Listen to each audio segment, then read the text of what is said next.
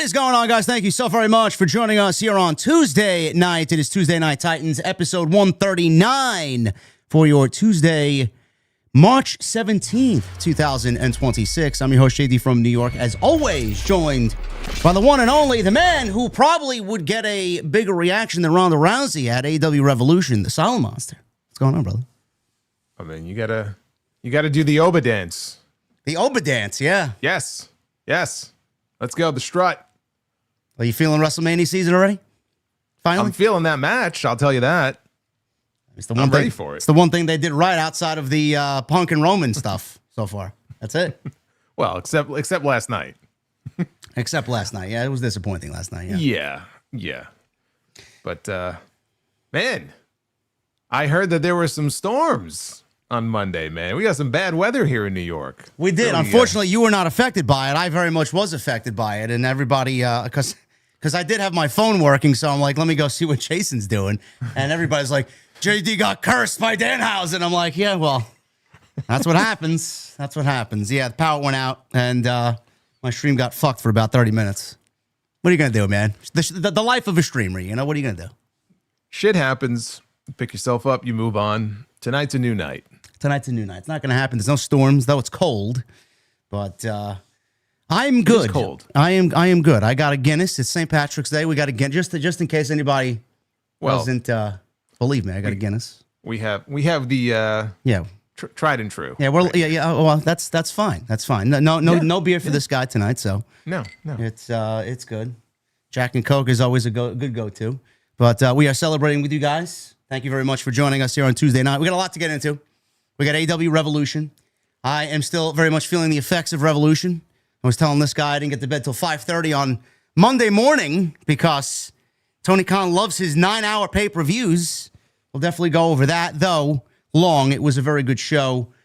Could absolutely trim the fat there, TK, but we'll definitely get into all that. There was a lot of newsworthy situations that happened on Sunday night, from Copeland and Christin finally coming back to MJF's tremendous Texas Deathmatch with Adam Page, Ronda Rousey, Will Ospreay. You name it, man. There's a lot of stuff that went on there. We will dissect it all. And then on the WWE side of things, we finally got Oba Femi and Brock Lesnar announced. WWE came to their senses and did not prolong the open challenge any longer. They didn't need to. So that match is now official for WrestleMania, and I'm genuinely excited to see what they do there. Then we'll talk about Punk and Roman. I thought it was disappointing. Jason thought it was disappointing. They did not come out swinging like they did the first two meetings. So we'll definitely talk about that. And then the big one, Randy Orton and Cody Rhodes. Everybody's making a big deal about who Randy Orton was on the phone with. It could be anybody. You know the one name, Jason, that everybody is thinking it is? And you know who it is because everybody so desperately wants him back on television. They thought that Randy was talking to our good friend Dwayne. All I can say, people set themselves up for disappointment all the time when it comes to this stuff. They never learn their lesson. You know what I mean? Like, you would think after like 2, 3, 4 times they would learn their lesson, but they don't. No. I don't understand it. I've heard a lot of wild speculation about who the person was on the phone. I mean, there's some far out ones out there. Could be anybody. It could be. We'll talk about who those potential people. It could be one of us. The worst one I heard was Ric Flair. I did hear that. I'm sure he's enjoying his St. Patrick's Day probably more than most. That would be pretty terrible, actually. That would be pretty awful. Yeah, we don't need Ric Flair on television. Just leave it at that. So we got a lot to get into, and thank you guys very much for joining us on Tuesday night. Let's get those super chats in. Best way to support, hit that thumbs up. Another great way to support.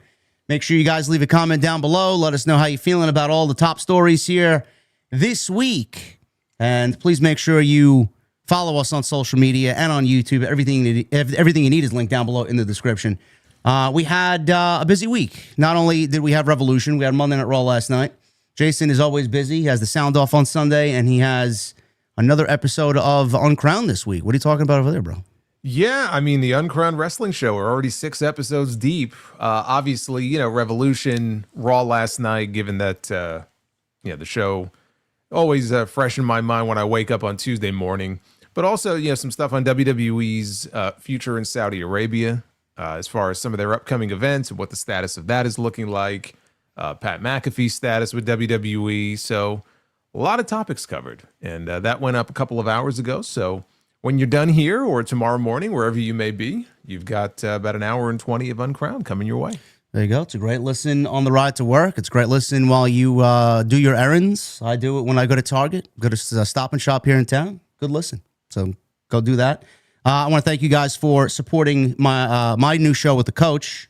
Today we did the debut episode of the 2 Count. So thank you guys very much for that. It is live now on Coach's YouTube channel, Behind the Turnbuckle. Good shit.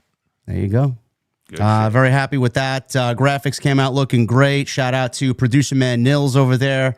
He did a great job. We're looking at 1,500 views as I see it right now, and we are just a little bit over 11,000 going towards 12,000 views over there. So thank you guys very much. You guys killed it, and we're looking forward to bringing you more over there on Tuesday mornings at 11:30. This show, I got a lot of questions. This show is never going to be affected unless someone here just says, you know what, fuck it, no more TNT. So it's not going to be affected. None of what we do outside TNT is going to affect TNT. So want to make sure you guys are very well aware of that. So we're not going anywhere. And we have a show on Long Island, Jason, before we get into the topics here on Saturday in Brentwood on Long Island, House of Glory. We do. We have the Big Event Expo coming to Brentwood. And so this is the second time now that we are working in conjunction with the Expo for Super Clash. And we had one in November. It was very successful. And one of the matches I am looking forward to this weekend, first time ever. We love doing first time ever matchups. The Amazing Red, who continues to kill it no matter who he steps into the ring with, one-on-one with Sammy Guevara. So that's going to be something. And then we have the Acclaimed. They're going to be in action against Main Event. Shotzi is going to be taking on Mina Shirakawa, Indy Hartwell, and Deonna Purrazzo, and a lot more playing. So it's going to be a big show, and hopefully we will get to see some of you there, maybe walking the convention floor during the day and then stick around, and we got wrestling at night. Sounds like a good deal to me. And then we'll be in Vegas. After Saturday, we'll be in Vegas, and then we got 2 matches announced for that, too. We got Amazing Red versus Bandito announced, and Brody King versus Zilla Fatu. So 2 banger matches already signed for Vegas. And the Hardys will be on that show as well. Oh, look at that. Got some good stuff coming up, guys. So make sure you're locked in. It's going to be a busy WrestleMania season for the next 5 weeks. All right, my friend, I will leave it up to you. Busy week. Where are we going? What do we want to talk about? Oh, man. You know, I hadn't even thought about where I wanted to start. I'm going to throw you for a loop. Okay. Let's start with Jelly Roll. Because there is some news on what he may be doing at WrestleMania. And if you don't know, I will fill you in. Well, I don't think I have that in my set of notes. You threw a fucking I love it. Screwball at me here, and I love it. Standing there kind of stunned at the plate. But I will use me on the Mets. You could, yes. I'll let you start it off then, because I don't have that here. The one thing that I did hear, though, I'm not sure if it's what you're going to mention, but if it is, I'm pretty kind of locked in there. So lead us. Well, we had Jelly Roll pop back up on SmackDown on Friday night. And so obviously we're 4 weeks out from WrestleMania. It stands to reason he's going to be on the card in some way. And he had a segment with The Miz, as we all know. And they had a Miz TV, and Miz was cursed by Danhausen before he went out there. So the segment ended with him getting knocked out inadvertently by Jelly Roll, because Kit Wilson was out there. He went to go throw a punch at Kit Wilson. Kit Wilson moved. Miz got knocked out. And I'm watching this and I'm thinking to myself, you know, I understand them wanting to use Jelly Roll on the show. It's hard to wrap my head around the idea, though, that we are heading into WrestleMania. We're a month out. And there are people like Io Sky and Gunther who don't have any really clear, defined direction for WrestleMania. Who? But Gunther? Who's he? Yeah, that guy. I don't know. I heard he's a pretty good wrestler. And yet here we are talking about Jelly Roll having a match at WrestleMania. So the whole thing is just absurd to me. But I get it. You know, he's a celebrity, 3-time Grammy Award winning artist. I get it. And you know what? The match he was a part of at SummerSlam last year, it was fine. But the talk, and I want to say this comes from bodyslam.net. I could be wrong, could be WrestleVotes. Again, I don't have it in front of me. But the belief is that there have been internal discussions about the possibility of there being a tag team match where Jelly Roll would team with Royce Keys in a match at WrestleMania. And I don't think they mentioned who the opponents would be. It would stand to reason, probably Miz and Kit Wilson. And I thought about that, and I said, first of all, I and again, this is not confirmed yet, but if it were to happen, I wasn't even factoring Royce Keys into my WrestleMania thinking, because we saw him at the Royal Rumble and we have not seen him on television since. So I figure, well, he's just not going to be used at WrestleMania. He'll be doing dark matches until maybe the 2 nights after WrestleMania. The idea of him being on the show and being involved in a match like that, I don't hate the idea, because really it would be the highest profile thing he's ever been involved in. And it's not the worst idea. It's not the worst way to really introduce him if they want to bring him in as like a sympathetic babyface. The idea is that they both had, rough upbringings and they were able to persevere and be successes in life. That's kind of the idea. I don't hate the idea. I actually think it could work. I don't hate the idea either. The only thing is, I wish WWE would have prepped us to who Royce Keys is outside of a few segments on the Stephanie McMahon podcast that they throw in there in the middle of a show. Instead of doing that, bring him to television so we could physically see who he is, what he's about, how big he is, the way he speaks. Now they want to bring him to television legitimately 4.5 weeks until WrestleMania. It's like, if this was the plan, then you should have taken the proper steps to give us a proper build and a match if this was the idea. I don't know. Maybe I would have done it a little bit differently. I'm sure you would have done it a little bit differently. They debuted him at the Royal Rumble, and then they took so much time off, and people almost forgot that he even existed and signed with the company. So it's very weird the way they've handled bringing him to television and giving him a proposed WrestleMania match. I would have done it a lot differently. Yeah, I mean, everyone has their ideas for how they would have done it. But at the end of the day, I mean, if the idea is to really establish him in a major way and they want to use Jelly Roll, they want to use a celebrity as a way to do that, I can get behind that. The key, of course, is what is the idea as far as once he is established, coming out of WrestleMania, do they have a solid plan for him? What brand is he going to be on? That all remains to be seen. But I don't hate the idea, and I think it could work. And I'm sure Danhausen would be involved in some way. Maybe he'd be in their corner or something. But look, I mean, if it's a way to get him on television soon, then I'm all for it. Because clearly, I mean, they're prepping him for something on the main roster. He completely bypassed NXT. They had dibs on him on the main roster. That's great. That's really where he should be. I think SmackDown can use him more than Raw, honestly. I would not have him and Oba Femi on the same brand. No. So I feel like wherever Oba settles, and it might be Raw, I would have him on the opposite show. I mean, my thought process was SmackDown could really use some fresh heels, but they're not airing those Stephanie McMahon segments, with him crying and talking about his upbringing, if they're bringing him in as a heel. I mean, that's just not going to happen. No, you make a lot of sense there. I actually quite like the way you kind of phrased everything. I think it'll be a good rub for him. I know people are already having fun with the Jelly Roll and Royce Keys' name, saying that they could name themselves Rolls-Royce. Yeah, I said that the other week. Yeah, so... Yeah, I don't mind it. And listen, we've been wanting to see him on television. If that's the way that they do it and it gives him a nice star rub, then go for it. So, plus you get Danhausen on the show, which he's been on the show, and they've actually used him very well since he's debuted at the Elimination Chamber.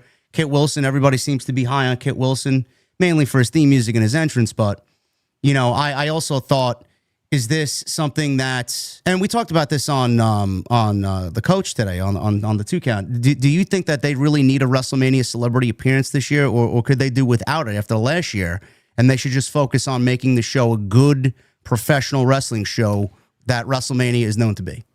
Look, they really, most of the time, they don't need a celebrity appearance. Like, from year to year, do they need a celebrity to sell WrestleMania? The answer should be no. No. They should be able to sell WrestleMania just based on the available talent. They choose to bring celebrities in because they want WrestleMania to be the in thing, right? They want it to be the big event that everybody comes to see and everybody wants to be a part of. And every now and then, if they can make a deal with a celebrity who's actually some big shit, it could benefit them. Like, if they were able to get Bad Bunny in for a match, it doesn't look like that's going to happen. But if they got Bad Bunny in, as big of a celebrity as he is, they would be crazy not to use him, right? If he wanted to be a part of the show. So there are certain situations where it makes sense to use a celebrity. They should never, ever be in a position, though, where they feel like, we need a celebrity this year. We got 2 nights of WrestleMania. We got some matches here, but this isn't really working. We got to bring in Jelly Roll. We got to bring in, so-and-so. I don't like the idea that they need a celebrity. If there's a spot that makes sense to plug them into, and you think you could use them to sort of give the rub to somebody on your roster, then go for it. Otherwise, I wouldn't feel compelled to have a celebrity on my show if I didn't really need them. Yeah, I mean, like you said, Jelly Roll, SummerSlam was terrible last year, and that Jelly Roll match with McIntyre, Logan Paul, that was actually very entertaining. And Randy Orton, that was very entertaining. It was legitimately the most entertaining thing on that night that they aired it on. So it's like, I'm okay with it if he's there. And he played his role fine. Yeah. You know, I mean, they obviously set it up in a way where he didn't have to do too much, but what he did, I thought he did well. So, look, we've had like celebrity matches in the past that are just fucking embarrassing, and people that had no business being in the ring. And then you have people that you can kind of tell they're genuine fans.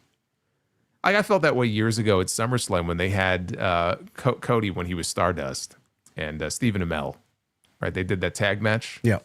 And I remember Stephen Amell, like he seemed to be like a natural at it, you know? But I think it tends to be a situation where when you have somebody who either A, is just a natural athlete, Logan Paul, someone like that, or they're a genuine fan, it tends to work out better that way. Yeah, you think you're an entertainer, that it's a natural fit to get in front of a live audience with a microphone in your hand and excel at everything because you're an actual entertainer. But sometimes it doesn't work out that way. You could be the biggest entertainer in the world and stand in front of that audience and be like, oh shit, what the fuck do I do? Because wrestling is so unique. I mean, there's no other industry like it. Like, you either get it or you don't. Yeah. So some people get it, some people don't. You could be like a Jeremy Piven who shows up on Raw and talks about Summerfest and has, no idea what he's talking about. Good old Summerfest, man. When's that happening? I don't know. I haven't seen a Summerfest in a while. I'm kind of down for one. Just start our own promotion, and that'll be the first pay-per-view, man. The inaugural Summerfest. We're going to have a special TNT episode this summer. We're going to call it Summerfest. There you go. Listen, I'll keep that in mind. I like that. Speaking of SmackDown, Jelly Roll was on SmackDown with The Miz on Miz TV, and elsewhere on SmackDown outside of that Randy Orton situation with Cody Rhodes. The show was boring. I can't do it, man. I don't know how you do it. I don't know how you have the patience to sit there. Me too. It was just a terrible show. Yeah, it's awful. The less I say about it, the better. But we transition into Randy Orton and Cody Rhodes. We had to wait 2.5 hours to get something of substance on this show. And there was a contract signing for their WWE Championship match at WrestleMania, making it official. Now, Randy Orton won the Chamber, and Cody won the WWE title back from Drew McIntyre, and this was the stamp of approval here for the Night 1 WrestleMania main event. So they sit down, and Nick Aldis is moderating this, and Cody Rhodes delivers a very emotional speech about their friendship, says he loves Randy Orton, and no matter what happens, the fans want to see the old Randy Orton, the fans want to see the Viper, and no matter what happens, I'm always going to love you. And then they hug, and they shake hands, and then before you know it, Cody's face is going into the contract table, and he is getting mauled at ringside, and after all is said and done, he's a bloody mess. His shirt's ripped. Randy Orton positions him in the steel steps, in the outer portion of the steel steps where that triangular portion is. He's laying there, and he just takes a steel chair and boom, right over the head. And he then goes to sit in the ring, which was a great visual. I'm big on visuals. Sits in the ring with blood, Cody's blood all over his new RKO Everybody shirt. And he's sitting there just kind of admiring the WWE title.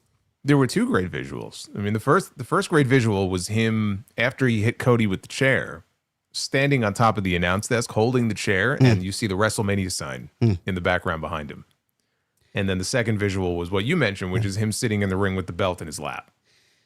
Now, as far as where we are with WrestleMania season, the only thing that truly gave me the feeling of WrestleMania up until this point, before Friday, was CM Punk and Roman Reigns. Now, they had two tremendous back and forth segments. Last night, we'll get into in a little bit, did not hit the way the first two did. And we were looking for something else to give us that feeling of WrestleMania. Like, where's the WrestleMania build? Where's the WrestleMania hype? We need some big moment to just get us excited. I didn't think anybody was expecting, Jason, for the heel turn to happen now. Now, I think we all expected it because if you watch the show on a weekly basis, no matter how terrible it is, you saw dating back to last year, not even last year, you go back to WrestleMania 40, Randy Orton was looking at the WWE Championship, especially when it was around the waist of Cody Rhodes or on the shoulder of Cody Rhodes. He's been admiring the championship. He's made it no secret that he wants number 15. He tried to get number 15 against John Cena. It's always been something in the back of his mind. And now he's got a realistic possibility of doing that. I'm glad, and everybody's like, they should have waited. I didn't like the heel turn. It should have been Cody. We've talked about why it can't be Cody right now almost weekly on this show. So I'm not even going to go there. You guys know why. But I feel like the fact that they did it now works. Could they have waited? Absolutely. Because I feel like they're just making the same mistake again, potentially, because I know you talked about it, and I feel 100% the same way. And we've talked about this as well in nauseum, that if they waited on John Cena's heel turn instead of doing it at the Chamber and waiting to do it at WrestleMania last year, it would have came off a little bit better and would have made the match better. It would have made WrestleMania in general better. You can't change it now. They did it at the Chamber. It is what it is. Now they're potentially doing the same thing with Randy Orton. I love the fact that they did it now because it gives us a reason to get excited about the match. It gets me excited because I love Randy Orton more so as a heel than as a babyface. I totally did not want Randy Orton going into SmackDown for the next 4.5 weeks. I love you, Cody. Cody, I love you, Randy. You're my best friend and our families and this and that. That's boring television. The fact that they did this now, sure, it's hasty, but it puts a lot more emphasis on the match. And honestly, after what we got last night with Punk and Roman, I'm more interested in the story with Randy and Cody now going into WrestleMania. The only problem I have with it is, and I'm genuinely curious to see if you feel the same way, I feel like with him turning heel, he almost needs to win the match. Otherwise, the heel turn is just not going to work. So do you think that Randy Orton is going into Mania with the heel turn to win the championship, almost needing to win the championship? And what do you think about them doing it at this point on Friday? Is it the right move? I actually feel the exact opposite, where it feels like the fact that we got the turn this past week makes it a lot more likely that Cody is retaining at WrestleMania. Really? Yes. Why? Yes. Because so I'm torn. I agree with you that it would have been boring to have 4 or 5 weeks of them, kissing each other's ass. I think that there were ways to make it interesting and build tension between them, though. I think there were ways that you could have done it, even if they both were baby faces.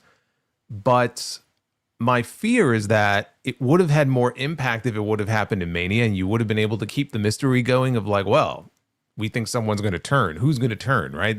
And that would be kind of part of the appeal of the Mania match. And I just don't want to see a repeat of last year, where they turned Cena way before WrestleMania.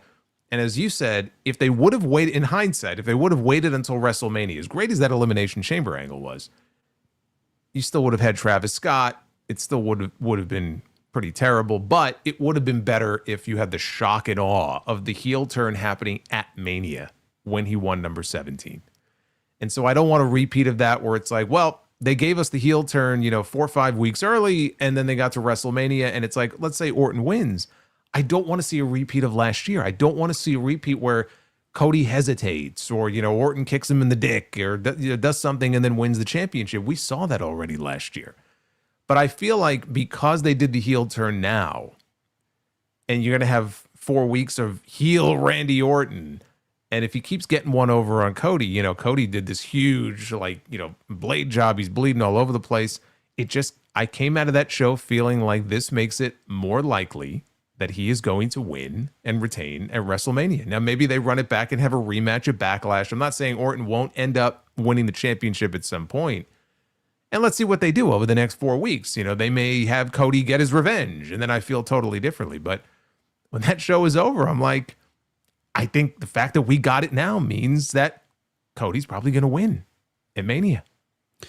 Yeah, I don't know. I mean, it's just a feeling I have. It just felt to me, if he goes heel now, and then he goes to Mania and then does something dastardly and then just wins, I don't know. I don't see it being that cut and dry. Well, that's why we talked about the heel turn happening. At least if they saved it, and we had to bear through the next 4 weeks of like, I love you, Randy, I love you, Cody, and this and that, and this brotherly love that they have for each other. At least it would have made sense for Cody to retain, and then we get the heel turn, which is why I question why they did it in the first place. But, a lot of people are like, where's the WrestleMania season? Where are the moments? Where's this? Where's that? Where's the excitement? They gave you something, and it's like, sure, I love it, and we wanted it, and we foreshadowed it for years, and we finally got it, and I still don't like it completely because it would have been better if they waited. So it's like you can't win. I mean, it's pro wrestling. We're gonna complain. Yeah. We're gonna love. We're gonna hate. Well, it's like yeah, but look, as I'm saying, I have concerns about them doing the heel turn this soon, but I still thought it was a very strong segment.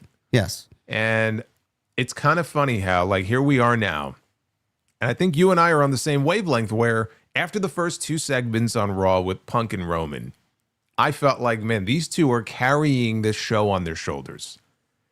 And now here we are, and after last night, and after what we saw on Friday, the worm is turning.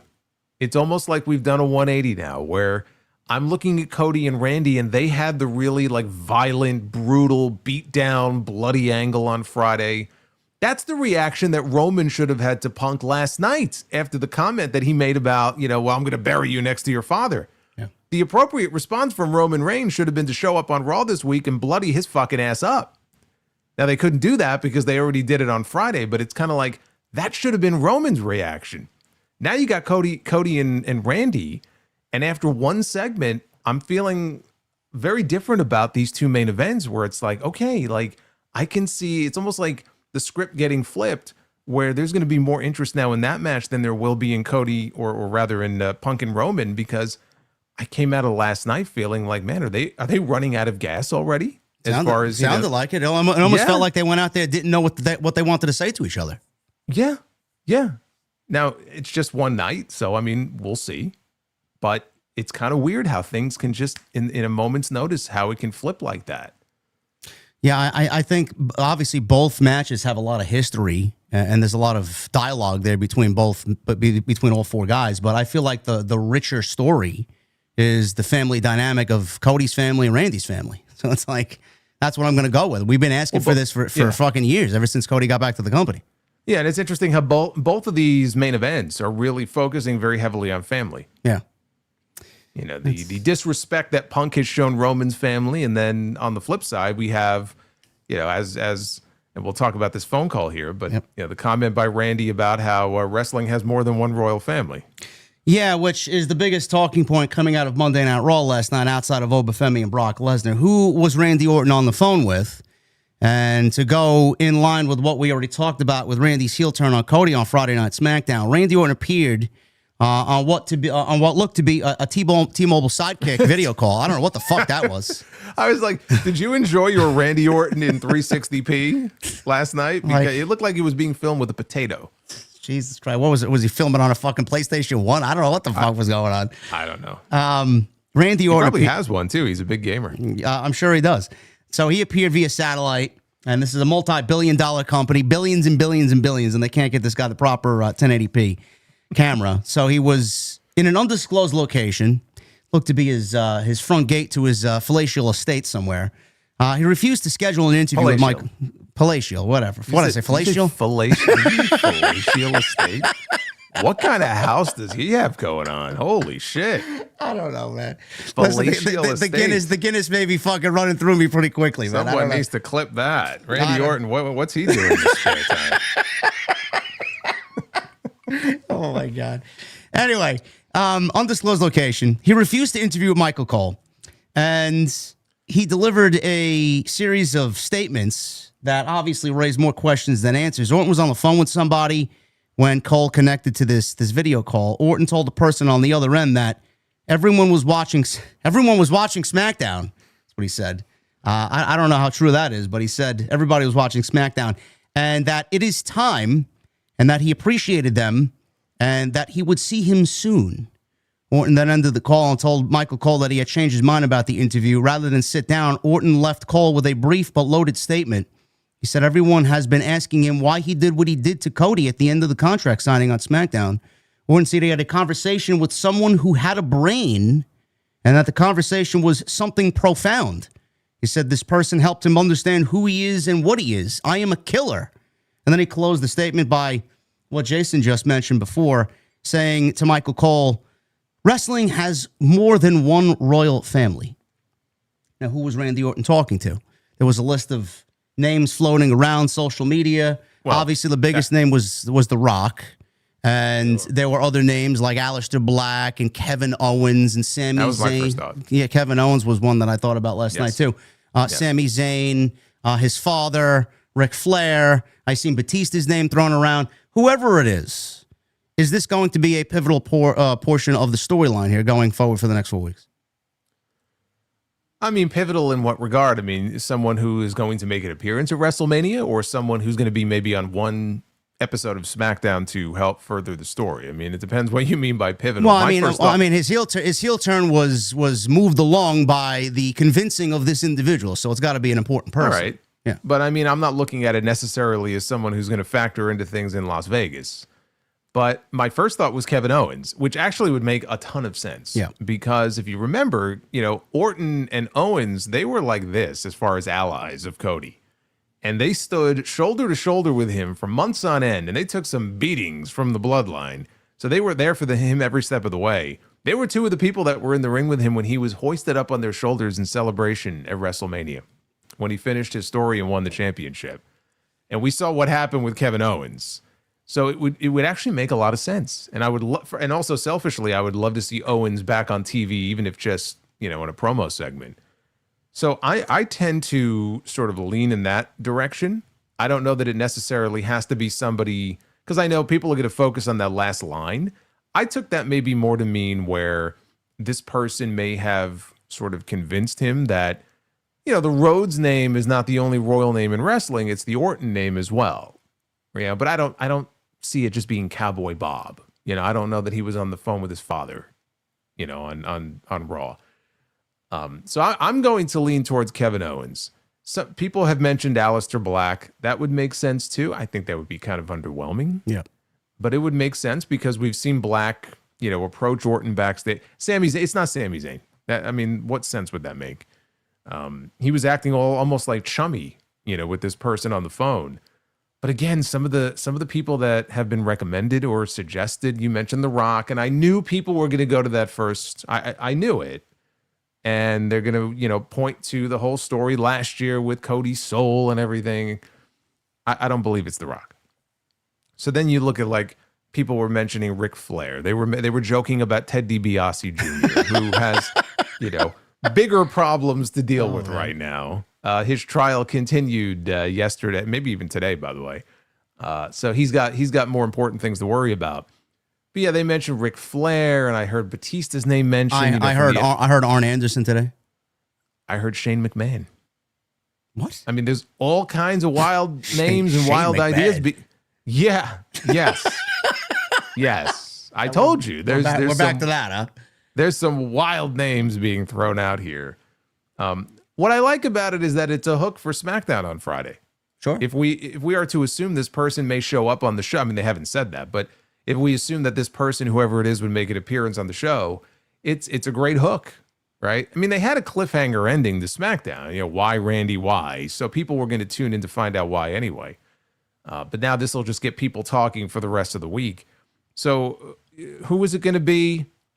We don't know. I tend to lean towards Kevin Owens just because I think story-wise, it would make a lot of sense.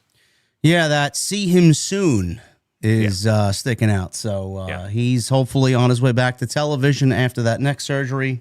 I really, really miss him. His absence has been sorely missed, and I think that would be great. Love the long-term story there, potentially, with Kevin Owens getting back to television. We'll see what happens on Friday night. I'm sure Randy Orton's going to have more to say, and he was already announced on Monday Night Raw for an appearance on Friday Night SmackDown. Elsewhere on SmackDown, there was legitimately nothing to go over, so we will not be mentioning what was a terrible show on Friday. Hopefully, it is a lot better this coming week. Wait a minute.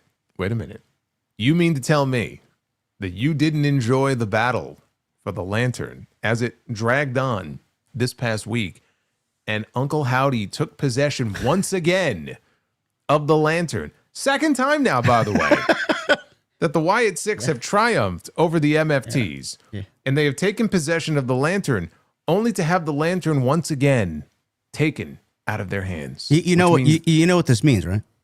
That there's going to be a ladder match with the lantern hanging above at WrestleMania. Well, I figured either the lantern would be hanging above the ring, they could do a pole match, lantern on a pole. But yes, I suspect the lantern will be suspended somewhere, and this is going to lead to a match at WrestleMania. My thought was, what would be kind of funny is, after all these months of feuding over this fucking lantern, is that Uncle Howdy finally, once and for all, right, he takes possession of the lantern at WrestleMania. And then as he's leaving the ring, he trips and falls, and he drops the lantern, and it shatters into a million pieces. So after 6 months of feuding over this lantern, the whole thing is just laying on the floor destroyed in a pile of glass. That would be kind of appropriate, I think, for the end of the storyline. I cannot believe that we are still talking about the Wyatts and the MFTs feuding over this lantern. How many months has it been? Exactly. You don't even have to answer the question. You just answered the question for me. You're asking me if I'm paying attention close enough to realize how long they've been feuding. Yeah. And I suspect that they're using this in part to turn Tama Tonga, where he'll be his own man and he'll break away from the MFTs. Even if that's the end result of this, it's not interesting enough. Like, we have to sit and watch this play out on television every single week. And it scares me that there are people sitting in that writer's room who actually think that this makes for good TV. Do you hear the crowds when they're out there? What crowd?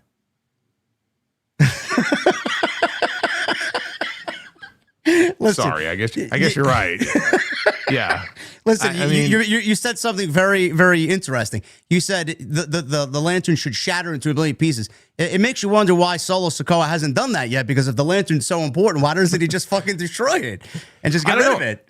Evidently, he's holding some sort of power, I guess, he feels over the Wyatts by, taking it everywhere with him. Dude, this whole thing is fucking stupid. Don't ask questions asking, for some sort of sensible answer here. The sensible answer is they really don't have anything better for these two groups to do, and this will give them something to do at WrestleMania. To me, that's not good enough. And it's not even a knock on the individual people who were involved in this angle. I don't want it to come off like I'm shitting on Howdy. I'm shitting even Solo. Like, Solo Sikoa can actually be a very entertaining personality on television. But what they have been doing with these two groups, like when I see them on television and I see them, there's a new match between them or whatever, dude, it is poison on the television show. It makes me want to do anything other than watch what is on my television screen. I made the comparison. I don't know if you feel the same way. The WWE, MFT, and Wyatt storyline is bad, but AEW has something just as bad with Darby and Friends versus the Dogs. I don't know if you think that's worse than that, but it's basically on the same wavelength there. It's like two separate things on two separate promotions that are just...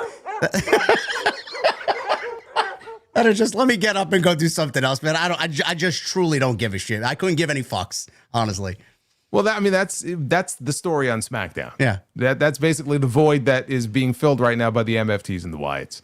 Like, there are certain people or certain factions, like the Shield and the Wyatts back in the day, that bring out the best in each other. And it just feels like these two, they bring out the worst.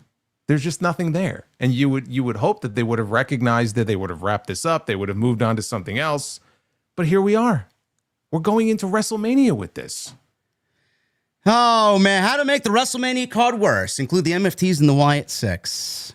But we got Bomb. Oh, my goodness. We got a $100 super chat from Big Ben, 1995. Listen to this. He says, first time catching this live. Glad to be here, boys. That's another round of applause right there. Big Ben. Love it. Love Big Ben. Do you ever visit Big Ben? Well, you've been to the UK. I haven't. Have you visited Big Ben? I have. I actually caught a shiny Pokemon outside Big Ben, and I named it in my Pokedex, Big Ben. Wow. Yeah. That's very, very nerdy of you, but okay. All right. I wasn't expecting that answer. Yes. It's actually quite beautiful, to be serious. It's actually quite the environment around Big Ben and the bridge. Good stuff there. You got to get out to London, man. If All In is doing London, you got to go. Yeah, that's one of the places I haven't been. I have not been across the pond yet. Maybe we'll get the monster over to the UK to sit down and have some proper brown ale and maybe some afternoon fish and chips and afternoon tea. I don't know. Sounds like a good time. Sure. There is one other thing. I lied about SmackDown, but it has nothing to do with the actual program on Friday. They did make a mention, and I was pretty surprised at this, but it goes into the next topic I want to talk about. Jacob Fatu is scheduled to wrestle Drew McIntyre on Friday. And before I get into that, we got another one, man. Holy shit. It's got Big Ben, man. He's coming in big over here. 100 in Super Chat again. He's like, what's one more, by the way? Laughing emoji. Big Ben. This isn't Big Ben anymore now. It's Biggest Ben. He's getting bigger. How big can he get? I don't know, man. Big Ben, thank you for being here, man. That's quite the generosity there, man. We love it. Thank you for showing up tonight, brother. Jacob Fatu and Drew McIntyre, one-on-one match. I want to think that this might not end up being a match. And if it is, Jason, it goes in line with this story that was reported this past week by WrestleVotes that says WWE is making natural adjustments to the WrestleMania 42 card, specifically regarding the addition of stipulations to some marquee matches. Sources indicate on WrestleVotes Radio that management is considering these changes to maximize the event's appeal. The reason is to convert casual viewers watching the preview windows on traditional television into paid streaming subscribers. And one specific strategy involves adding a stipulation to an opening match airing on the ESPN channel, which it will be airing WrestleMania live for that 1 hour, by featuring a hook or an eye-catching match type during the free-to-air segment on ESPN. WWE hopes to catch the eye of potential subscribers and drive them toward the full broadcast on ESPN. Now, if there is one stipulation match at WrestleMania, I was thinking, which is why I mentioned Jacob Fatu and Drew McIntyre, that this match results in some kind of crazy fuck finish on Friday, and then we get a stipulation with these guys, because outside of everything else that's been announced, that's the one match to me that may need the stipulation, and they'll go with something like a Sin City street fight or something like that, no DQ for those two guys. What do you think about that? Yeah, I mean, that's the entire reason, I'm sure, why we're having this match on Friday, is to necessitate some sort of stipulation match at WrestleMania. So, and again, they've been really feuding for a few months now, so it would be kind of appropriate, I think, to have them in some sort of, no DQ street fight type of match. So that's the only reason why we're getting it on Friday. I'm sure the match on Friday is to set up whatever they're doing at WrestleMania. Yeah. So I hope that they limit the stipulations to maybe 1 or 2 matches. I think when you start making every match with a stipulation, I feel like that's just WWE compensate or overcompensating for the lack of, there's no story here for anything, and there's nothing really interesting there. And the stipulation is being used to just make everybody feel a little bit more engaged and a little bit more interested. We don't need that. Just go and tell some proper stories and don't hide behind the stipulation. So if there's one, I do believe that would be the one. But we shift gears to Monday Night Raw. And Monday night was a lot better than Friday. And we got a major WrestleMania match announced right at the beginning of the show. And I feel this was probably the best open to Monday Night Raw, maybe all year in 2026. Now, Rollins came out, and he actually spoke this week, unlike he did last week with Adam Pearce, and he said nothing, and he was dancing. You forgot to mention we had the return of the Putty Patrol this week. Yeah, I was going to get to that here. We had more putties. We had more putties. So he actually came out and spoke this week, unlike he did with Adam Pearce last week. When Adam Pearce wanted to meet him face-to-face, he said nothing and just did Ninja Vanish. But he spoke, and he says he was going to basically, in so many words, kill Paul Heyman. He was going to get revenge on Paul Heyman. So out comes Paul Heyman, and it looked like, if you guys remember, LA Knight was in the driver's seat of the ambulance that drove Paul Heyman to the medical facility. It looked like Paul Heyman was actually run over by the ambulance by LA Knight instead of actually taken to the emergency room. He looked like he was on a bender and then took a beating in a back alley. Yeah. Right? He had the cut on his nose, and his eye was... It looked like he had pink eye. I don't know what the fuck was wrong with him. It looked like he hasn't changed clothes in 2 weeks, and he had tears running down his cheeks. Yeah, I mentioned this on my end. Do you remember when he took the Shield powerbomb from Solo and his crew? Yeah. And he had mentioned that he's like method acting, where he had forced himself to stay up all night. So he didn't get any sleep. Like, he wanted to look like, wow, this guy looks terrible.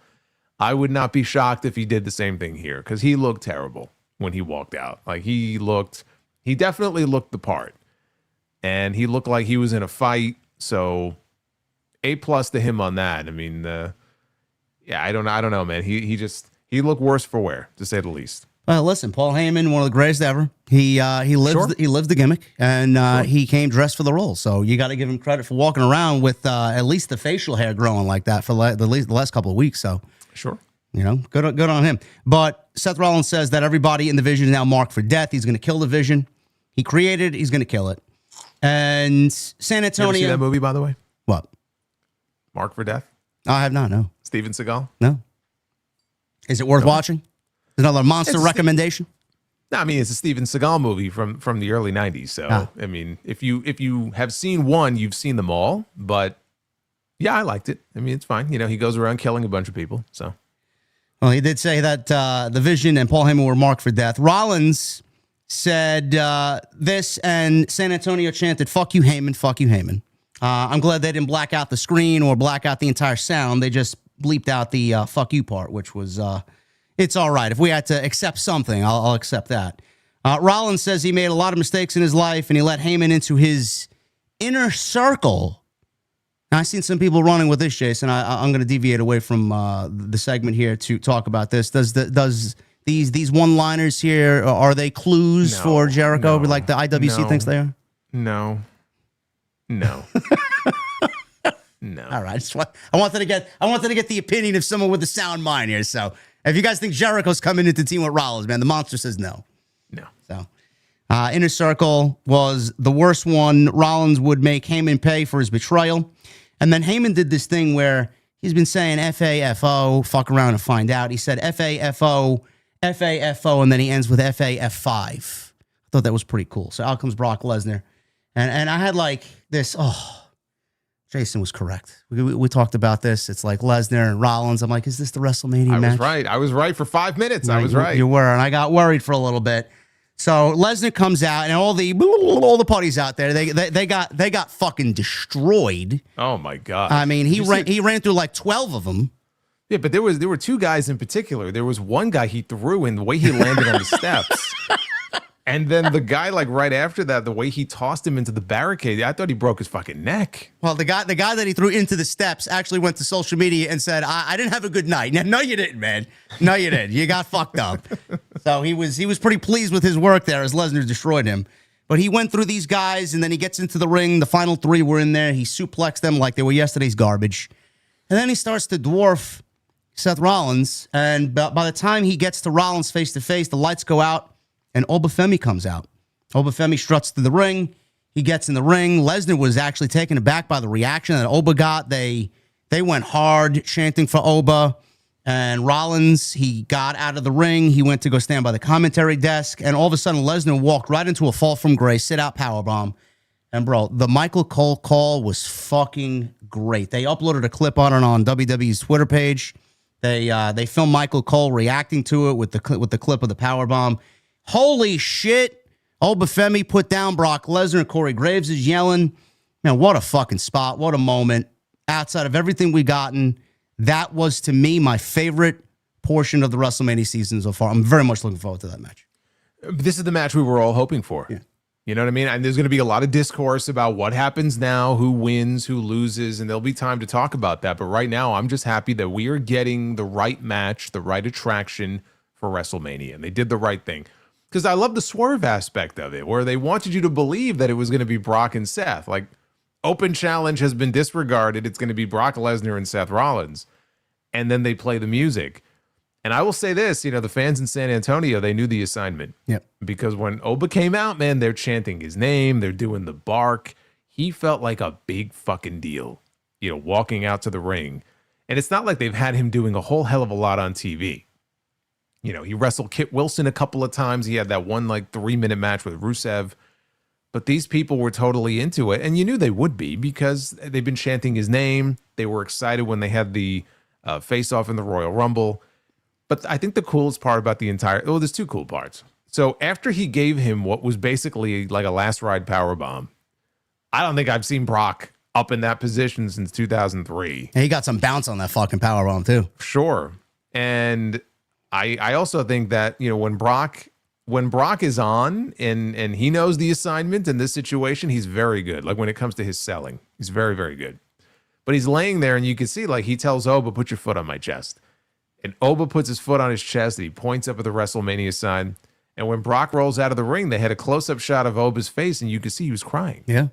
Like, you could see tears coming down his face because, I mean, this was the biggest moment so far of his career. He knows how important that moment was last night.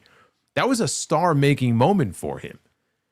And so I loved everything they did in that opening segment. It was exactly what it needed to be. And Rollins he held back. He was kind of leaned up against the announce desk, smiling, watching the whole thing. It was great. It was great. And I'm glad that we can end the conversation about, Brock against Seth, Brock against LA Knight, or all these different things. Like, it's Brock Lesnar and Oba Femi, and that is a WrestleMania caliber attraction. And I'm very excited to see it, and it was easily the best thing on the entire show last night. Yeah, there were reports, and we talked about this last Tuesday, that Lesnar and Heyman went to creative and said, we suggest that Brock Lesnar doesn't lose until he is going to retire. Now, that report came from multiple sources. I don't know who these people talk to. On one hand, you could believe something like that because Paul Heyman and Brock Lesnar have a lot of stroke there. So you would think, dating back to the Vince McMahon era, Lesnar does and says what the fuck he wants. So on one hand, you could believe it. But at the same time, you listen to what Jason just said, and he's done this with Cody. He's done this with Drew McIntyre. Lesnar knows how to make money and who to make money with. Oba Femi had tears running down his face. If you look at Lesnar, I didn't notice this immediately, but I did go back and watch a segment. Lesnar looked like he wanted to fucking smile after the segment that he just gave Oba Femi. It's unreal to me how people would think Lesnar is going to be putting himself in a position where he's not going to help this kid get over. And he knows he can make money. Look at the reaction that Lesnar he was looking around. Look at the reaction that the crowd gave the whole segment. He's like, what the fuck? I mean, it's the same reaction. It was the same reaction he had with Keith Lee when Keith Lee came at the Royal Rumble. He's like, oh shit. People were hyped about it. But I didn't believe the report is what I'm trying to say. I didn't believe it at the end of the day because Lesnar knows who he needs to put over. And you mentioned he's a great seller. He's going to do what he has to do to get Oba Femi over. I didn't believe it at the end of the day. Well, I mean, let's not get ahead of ourselves here. I mean, the report, which I believe was from Self-Made, I mean, it indicated that he and Heyman were of the mind that he shouldn't lose before he retires. So we haven't gotten to the WrestleMania match yet. Just because he put him over like $1 million on Raw last night does not automatically mean that Oba Femi is getting the W at WrestleMania. So time will tell if that's the case or if they want to stretch this out to SummerSlam and run it back and then have Oba go over in the second match. Again, we'll have a conversation about that when we get closer to WrestleMania. But no one is disputing that, like, when Brock knows what he needs to go out there and do, as long as he, buys into it and he kind of sees the vision of, where they want to go, we want to push this guy. Like, when he's out there and selling and really putting somebody over, there's a certain level of credibility that they built up with him where it means something. So when he has that look in his eyes, he's standing in the ring and he's looking around, he looks like a deer in headlights. Like, he doesn't look like that for everybody else. Like, so many people, he'll laugh off or he'll have like a smirk on his face. There was no smirk on his face. Like, he looked scared when this guy got in the ring. Like, holy shit, what's going on here? And just that look can help get that other person over as someone that you as a fan need to pay attention to. Like, oh, wow, look at that. Brock looks shook, right? So that's what I mean. Like, in terms of him putting him over, you can put somebody over in a lot of different ways, regardless of whether or not you get the win or the loss when it comes time for the match. We haven't gotten there yet, so we don't know who's going over and who's not. But for this night, this was perfect. Like, everything they needed to do, they did spot on last night. Do you feel, and I'm going to put you on the spot here because I see a lot of differing opinion here. I am of the opinion that I think Oba needs to win. I think, and I said this last night, the hardest part is out of the way. They got the match announced. They didn't wait till Mania to have someone answer the open challenge. They didn't send out geeks and comedy geeks out there to answer the open challenge, and then out comes Oba Femi. They made the match announcement. They got the graphic up. It's now official. I'm glad they did it because I genuinely feel this match is going to sell whatever tickets they need to sell for WrestleMania. This is a big-time attraction, especially with a young future prospect like Oba Femi and Brock Lesnar. Do you feel that the match outcome needs to go in Oba's favor? Because I said last night, the easiest part now is the only thing that's left. Give Oba the W. Or are you of the consensus here that Brock Lesnar wins and we run it back again potentially at SummerSlam? Because I think Lesnar's probably going to go away after Mania. We won't see him till Minneapolis at SummerSlam. and then whoever he's going to wrestle, he'll show up on TV for 3 or 4 weeks and build to that match. Do you give Oba the win now or you wait? I give Oba the win now. But that doesn't mean that I'm convinced that he's going to win. Again, if the idea is that they want to get a 2-match, program out of it, then Brock should win the first match. Because it wouldn't make sense for Oba to beat him once and then run it back and have Oba beat him again. Yeah. Like if Oba beats him, it's over. That's it. There's no reason to keep running it back. So that's really what it boils down to. And I feel like it would be more impactful in his first WrestleMania to go in there, right, on this biggest stage possible and get a win over Brock Lesnar and really show dominance. Because it's the Brock Lesnar, formula from when he debuted in 2002. Sure. And it worked for Brock. Now, you can't do this with everybody, but when you get that one performer that's really special that you look at and go, okay, this could be the guy, it's okay to run it back. Like when Brock debuted in 2002, he was destroying people. And they put him in there with some big names. They had him in there working the Hardy Boys at first because the Hardys were super over. And he had matches, dude. I mean, he had matches on TV with Hulk Hogan and Ric Flair, and he beat Rob Van Dam to win King of the Ring and all these people. And then he won the world title from The Rock at SummerSlam. And it was within 5 or 6 months of him debuting. And I'm not saying belt him up at SummerSlam. I'm just saying it's okay to have somebody go in there and be dominant and beat some big names and not have to get beat first and then come back and then get their win back. If it's me, Oba wins. And it's not like Brock loses anything because of it. Yeah, I wish they had that level of star today where they can feed Oba some wins on television. Just like that, but they don't. And they're afraid to even fucking hand anybody a loss nowadays. So it's going to be interesting to see what they do. Yeah. But I'm just glad that they got it. They got it announced, and they gave the fans what they wanted. 4 weeks to go. Get a microphone in these guys' hands. Let them come out and promo each other, cause chaos, unpredictability, destroy ringside, whatever. Just build excitement around it. I'm glad that they did it. I'm very excited about this. We had the Americanos. Any thoughts on the Americanos here? They went one-on-one for the first time here in a singles match. No mask versus mask stipulation. Are you still looking at this being the mask versus mask stipulation for WrestleMania? Or do you just not give a shit anymore? Well, I don't give a shit, but I mean, do I think that they're going to run it back at WrestleMania? Yes. I mean, you saw the way the match ended last night. Yeah. Chad Gable comes off the top rope with a headbutt, which kind of missed, but the idea is that he hit the diving headbutt and knocked himself out because Kaiser had the metal plate under his mask.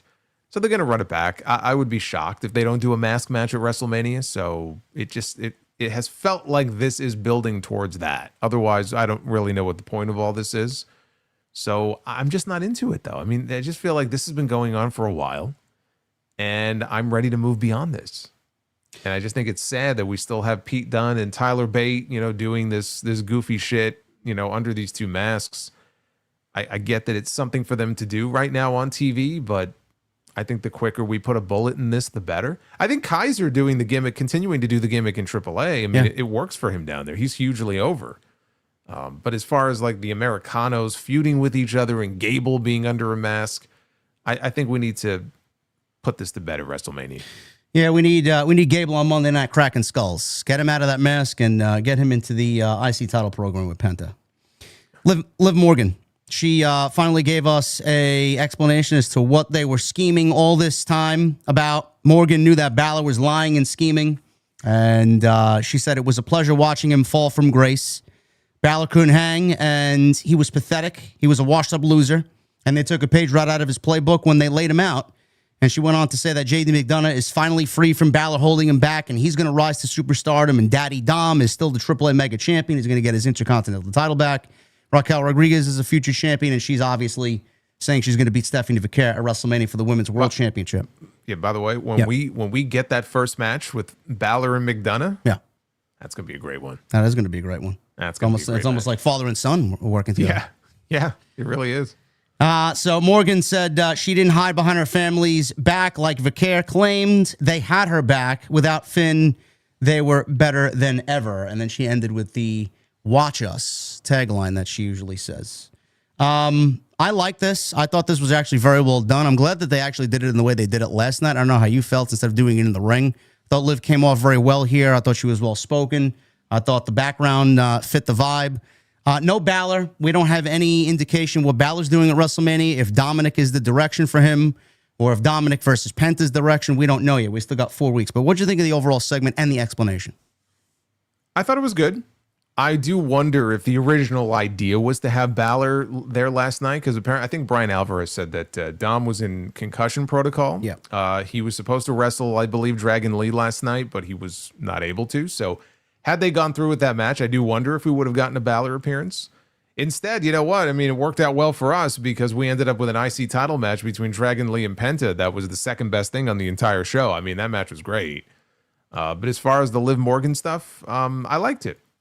I mean, we know that there's been tension between them for months and months and months. So it always felt to me like the end, kind of the end goal here was to get that big reveal that Liv was scheming against, Balor and trying to drive a wedge between him and Dom.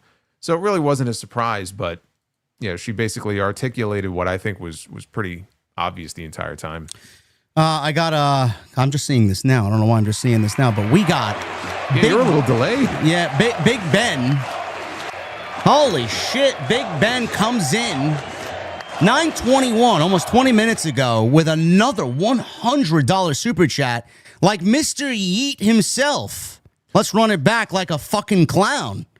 Laughing emoji with another $100 super chat. Big Ben, you are... Yeah, we had Big Ben, and then we went to Bigger Ben. And now we had Biggest Ben. Oh my God! Where do you go from there? I mean, does he have any more Pokemon evolutions in him? I don't know.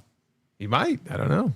Big Ben, man, thank you so much. Holy shit! It's like when Shredder drank the ooze. Remember, he turned into Super Shredder. We might have Super Ben. Yes, Big Ben. Thank you so much, man.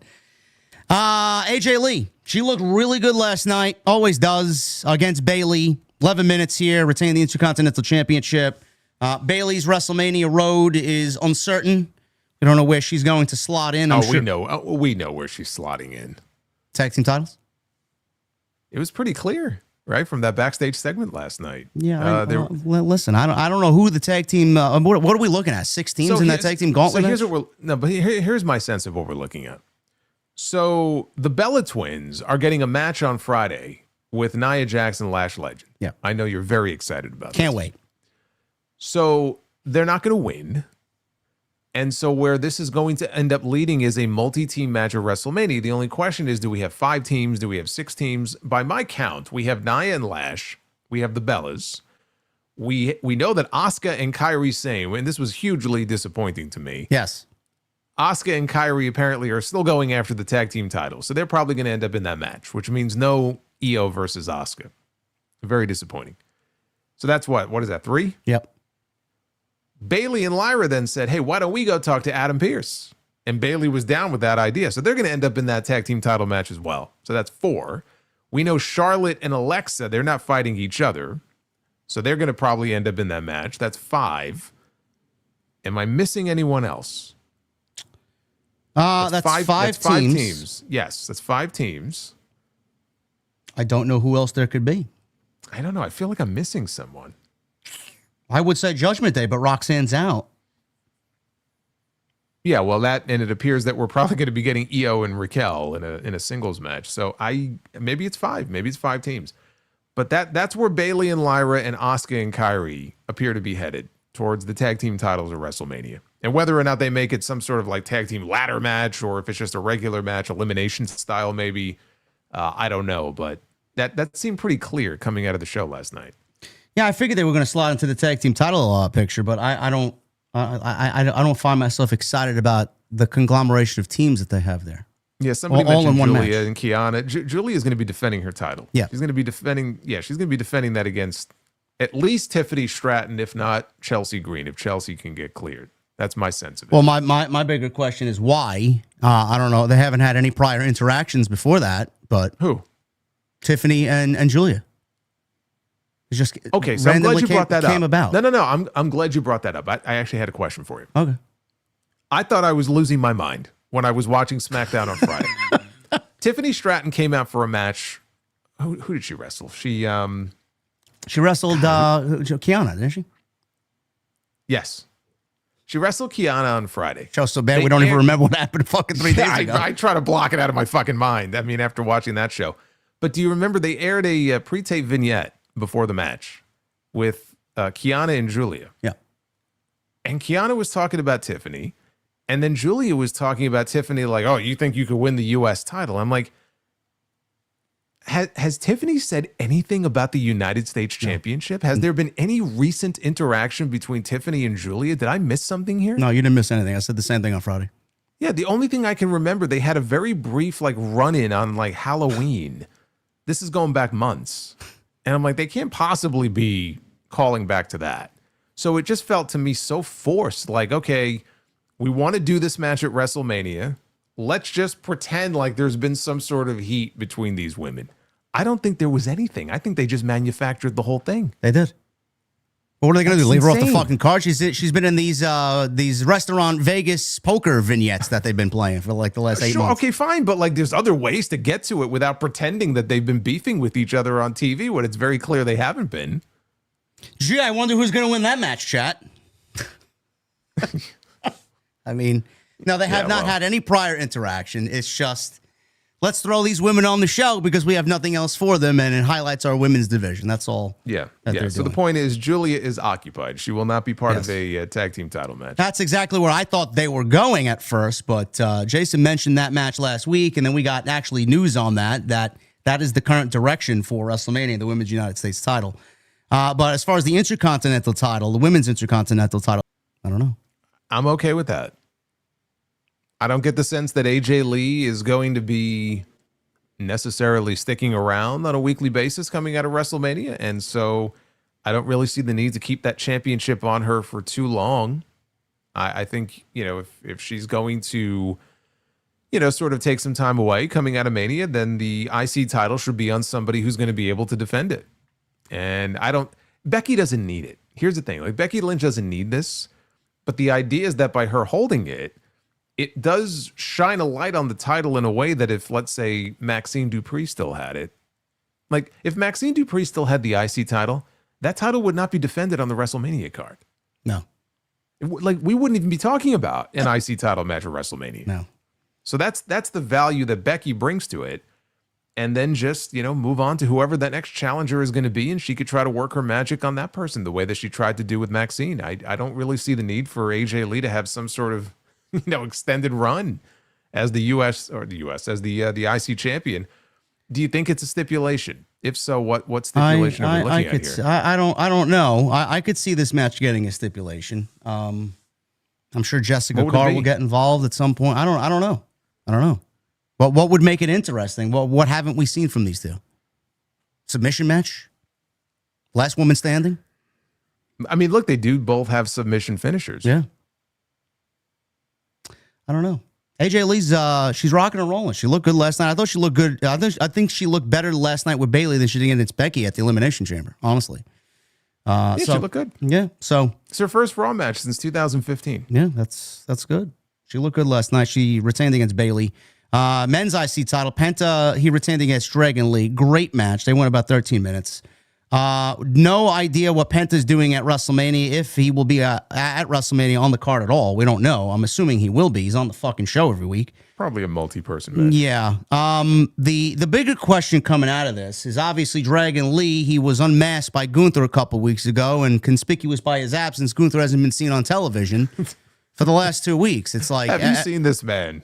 Please call the authorities if you see this man. The only time that we've seen him, he was interviewed recently with Cody Rhodes on What Do You Want to Talk About? And I don't know if Cody had spiked his Wheatley's vodka or not, and he's fucking laid out somewhere. I don't know what happened, but what is going on in your brain? Like, what the fuck are they doing with Gunther? And how could they look at this as, this is okay? This is the guy that retired John Cena. And now he's on the road to WrestleMania, and he's been missing for 2 weeks, and we got nothing for him because the proposed opponent, Rey Mysterio, had bruised ribs, and we don't know if he's going to make the match. What are they doing with this guy? That's the only thing I can think of, is that they are doing Gunther, or they want to do Gunther and Rey Mysterio is not cleared yet because he fractured 2 ribs in a match with Austin Theory at the end of January, and he's not cleared. And now imagine if he doesn't get cleared at all for WrestleMania. Like, What the hell do you do? I mean, look, LA Knight still has no match. I mean, is that a match you want to see? Gunther against LA Knight? No, you do Gunther and Penta at that point. Well, then he's got to win the title. He calls it DQ. That's fucking lame. Do we really need Gunther winning the IC title again? No, that's why I don't do the match. Then you don't have him on the then you don't have him on the show. You'd rather have him on the show in a DQ or not have him on the show at all. I would rather have him on the show in a match that at least somewhat makes sense. Put him in there with Ilya Dragunov. Sure. If they're not going to do Ilya Dragunov against Carmelo Hayes for the U.S. title, which I would imagine they probably will, but if not, fuck it. I know it doesn't make any sense. I don't care. Put him in there with Ilya Dragunov, give him 15 minutes, and let him go out there and tear the house down. Sure. I can't say no to that. They got to make sense of it. They're the ones that got to make sense of it, but that's my sense of what it's the only thing that makes sense to me. I mean, you have a guy here that they built up so much, and he's been just, I mean, at least he was mentioned on commentary last night. He wasn't even mentioned the week before. And I just have to imagine they're waiting on what Ray's status is. And if that's the match, hopefully Ray gets cleared. And then in the next couple of weeks, they'll pop up on TV and they'll set things up. But even if that happens, though, like even if they end up setting things up in the next few weeks, man, what a fumble. Like this guy was he was such an important figure on the show, given the two big Hall of Fame caliber names, right, that he just retired. And for him to just almost be an afterthought, not even almost, like for him to be an afterthought going into that first WrestleMania after he beat John Cena and beat AJ Styles back to back, it's inexcusable. You know, do you think they're making a mistake by labeling this guy the career killer when there aren't any careers to be killed? Whose careers? I think they're killing his career. I mean, aptly named. Really there you go. Yeah, he's a career killer, all right. We just didn't know that it was referring to his career. I mean, it's insane. You would think he would be more of a priority where he wouldn't even be in this position in the first place, and he would be better protected. But the fact that we're having this conversation right now and have no idea for sure what he's even doing, and we're 4 weeks out, is just it's just insane to me. Unbelievable. Hopefully they get their heads together there.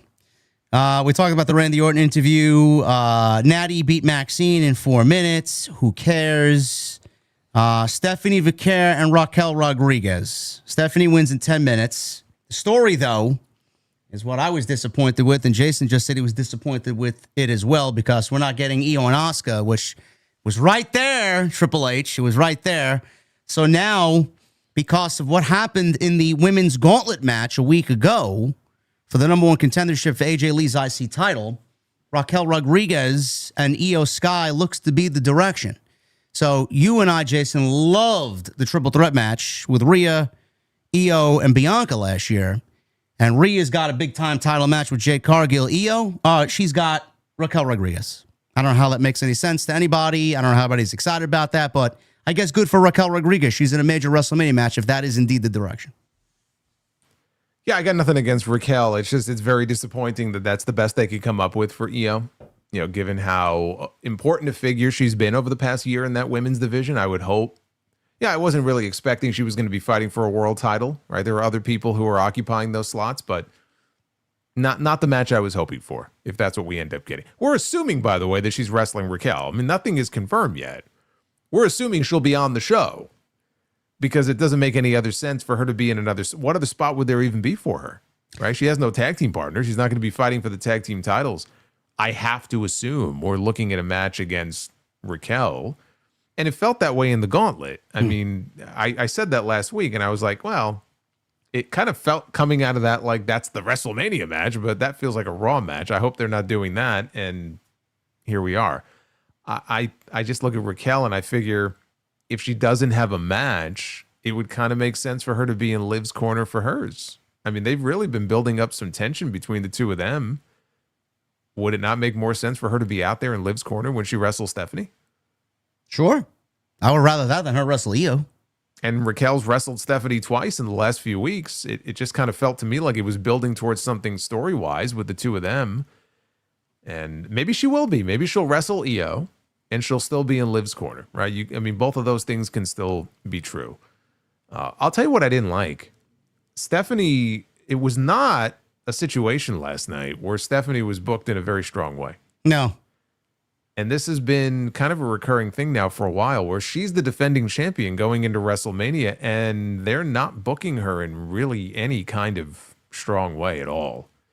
And she's the champion. So like last night, I can understand them wanting to protect Raquel to a degree, but still, Raquel is not the champion.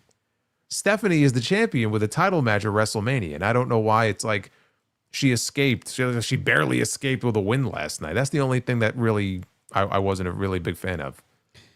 Yeah, I don't know what they're doing. I'm assuming Liv is going to win the championship. It just kind of sets it up. It almost has to. Yeah. This reign has been very underwhelming. No, yeah, I don't know what they're doing. They changed the woman's theme music. She almost feels like you don't even want to be there when she comes out and hears that shit. Dude, legit, I'm not even joking. When they played that music last night, it took me almost 15 seconds to figure out who was coming out. No, they added that extra little beginning in there now. That's new, yeah. It kind of delayed things a little bit, and I didn't know who was coming out. I legitimately had no idea. And she's the champion. I don't know. She's the champion.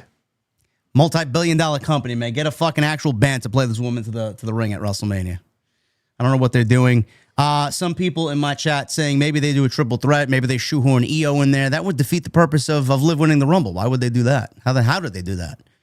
Like, I think everybody's just fixated on EO because she deserves better and how she was in last year's match and then basically in nothing of any importance whatsoever this year. I get it. Yeah. It's a shame. It really is. EO and Asuka's the way to go. We don't need 5 women's tag teams. That's an odd number. Let's get an even women's number of teams and then do EO and Asuka with Kairi as the sympathetic babyface. It's right there. I don't know why we're doing this, but nothing's announced yet. We'll see what happens next week. LA Knight, he had a segment with the Usos.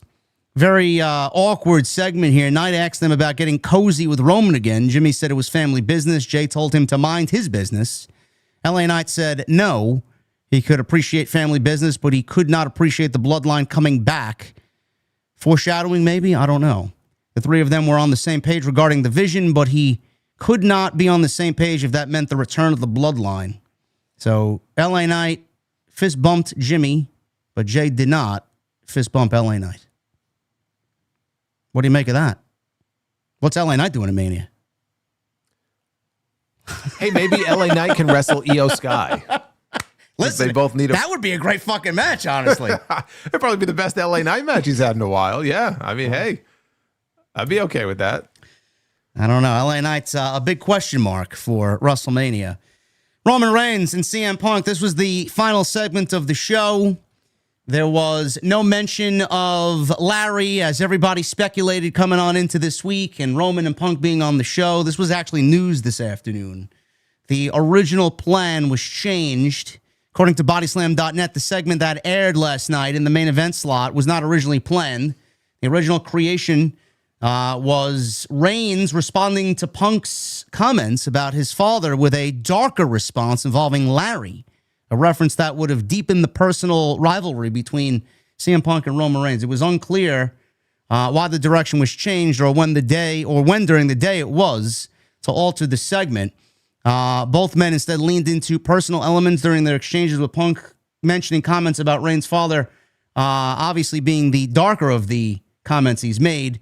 And last night, they didn't really know where to go as far as their jabs back and forth with each other. Now, the reason why they didn't mention Larry, and I talked about this with Jason in the sound check because we were going over our notes, is that there was a report, and Punk put this out publicly. He's cried every single day, at least once a day, since Larry had passed. So I'm sure he nixed that idea and said, no, I can't. My wife can't. We're not going to do it. So I'm sure they all came to an understanding there. But it resulted, Jason, in the most disappointing of the 3 face-to-faces we got. I said Reigns won face-off number 1. Punk won face-off number 2. And I felt like it was a draw here because both guys went out there. It felt like they had loaded guns, but they shot blanks. It almost felt like they didn't know where they wanted to go, didn't know what they wanted to say. It almost felt like they ad-libbed everything, and they got confused on what they wanted to do and say. So it was very disappointing. It was disappointing, but I disagree with you in that it was a draw. I thought Punk was the stronger of the two. Roman just was kind of, I don't know, he was kind of all over the place. And I felt like Punk won the exchange just based on the Titty Tiaki line. I think that alone was just he won. That's it. Like and he the Samoa Joe reference too was a good one. Yeah, the Samoa Joe reference. Hey, any Samoa Joe reference is fine with me. But yeah, the Titty Tiaki reference, I think that won it for CM Punk last night. Roman did not have a great night as far as his end of things goes. And just the idea that of all the things that Roman could have said to get under Punk's skin, and he did mention his wife. Now, he didn't really say it in a derogatory way per se, but he did mention Punk's wife, and Punk didn't really flinch. But then when he called Punk old, Punk, the way I described it on my end, it was like when you call Marty McFly a chicken, right? Like, that's it. Those are fighting words. And that got under Punk's skin, and he punched Roman and knocked Roman down, and he had to be held back by like Adam Pearce and Daivari, and it's like, wow, okay. Call Phil old man Phil, and apparently that's a bridge too far. So yeah, but Punk called Roman a young boy. Yeah, no, I know. That's why it was so goofy to me. Like, of all the things to really like set Punk off, he called him old. It was very awkward. It was very weird. And I don't think that Roman showing up on television last night and smiling and laughing it off, and maybe he was trying to no-sell it. Maybe that was the idea, but he was angry the last time we saw him at the end of Raw, 2 weeks ago. And so now he showed up and he was all like, it's not a big deal. Jay's like, you know how Jay gets the crazy eyes. He's like, we need an apology. I better get an apology. And Roman's like, calm down. He goes, I'll get one for the family. Like, it's like no big deal to him. And that's how he approached it. And I just thought it was very weird. He should have been a little more, I don't know, assertive, I guess. But it just didn't work. I mean, everything just did not work, whatever they were going for here. Maybe it's because they changed from whatever the original plans were. But it was just weird how when it was over, I felt like, are they running out of gas? We're a month out from Mania. They obviously are holding off on the pull apart. I'm sure they're going to just go at each other at some point, and there's going to be this massive brawl. Or maybe they're going to have a contract signing. We just had a Cody and Randy contract signing. We may have one with Punk and Roman. Maybe they want to wait, until the week before. What do we do in the meantime? And they're trying to come up with stuff now to just kind of play mind games with each other, but it's getting old. It's, the material is kind of getting thin, and it's not really working the way that it worked coming out of the Royal Rumble. So I hope they can course correct here, because last night was the first time where I felt underwhelmed watching these two out there. That's why I said at the beginning when we were talking about that switch getting flipped, and it's like Cody and Randy can very quickly, overtake these two as far as, the WrestleMania main event that I think has the most interest and enthusiasm going into the show, where it's like, this should be the night 2 main event. Oh no, you know what? This should be the night 2 main event. And I'm sure like between the four of them, it'll be like a nice little internal competition for, whose match is going to be the look forward to the most. Sure. I look forward to that if that's the case. Yeah. Hey, that works out for the fans. If you got some friendly competition here internally between these guys, I think competition brings out the best in everyone. Now, do you make anything of Roman Reigns' comments early in the show? Because he actually was with Jimmy and Jay. 3 different segments, very old school Bloodline feel. Roman showed up. Usos met him in the parking lot. Then they had a segment in the Bloodline dressing room. Reigns arrived at the beginning of the show, and he said he was happy about how they handled Punk last week. Reigns then looked into the camera and told his whole family that they all should be offended by what Punk said about his father, and he invited the family and cousins to deal with Punk before and after Mania, but on that weekend, Punk belongs to him. Did you make anything more of that, or was it just Reigns kind of being Roman Reigns? Do you look at anybody else coming out and maybe dealing with Punk? I feel like CM Punk better be watching his back for Lance Anoa'i. I mean, he mentioned him babysitting him. Remember that a few weeks ago? Yeah.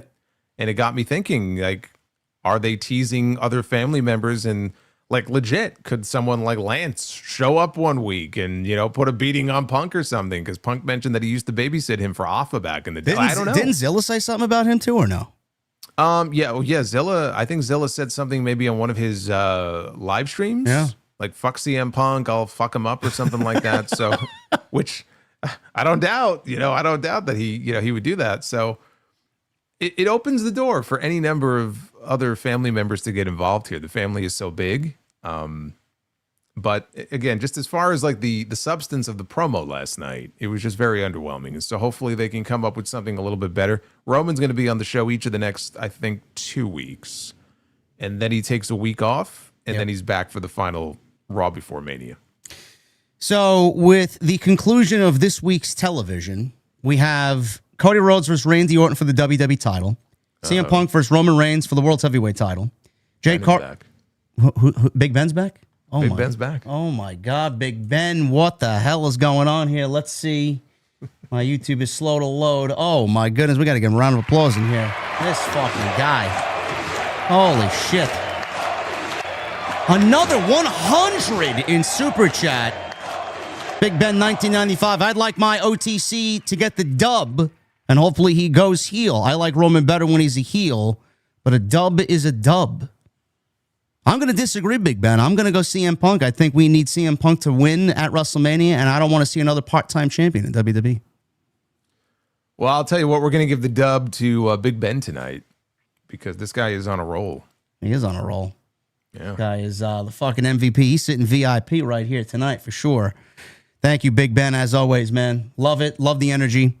Punk Reigns, Cody, Orton, Cargill, Rhea Ripley for the Women's World Championship, Stephanie Vaquera, Liv Morgan, and then Brock Lesnar, Oba Femi was announced last night. We are to assume that Becky and AJ Lee is going to be for the Women's Intercontinental Championship. So 3 men's matches and 3 women's matches, 1 tentative. So that's the WrestleMania card right now after this week's television. The rumor was they may add 14 or so total matches between the 2 nights, may push 16 depending on what else they got. So we'll keep an eye on that. WrestleMania, there was news about next year's WrestleMania, which is taking place in Saudi Arabia. Ryan Alvarez is reporting on the Wrestling Observer that discussions have taken place regarding the 2 remaining premium live events scheduled for Saudi Arabia in 2026, as well as WrestleMania in Riyadh in 2027. Alvarez emphasized that no decision has been made, but also made it clear that he was not reporting that anything had been canceled or was in the process of being canceled. He was specifically noting that discussions about the status of the shows have taken place within the company.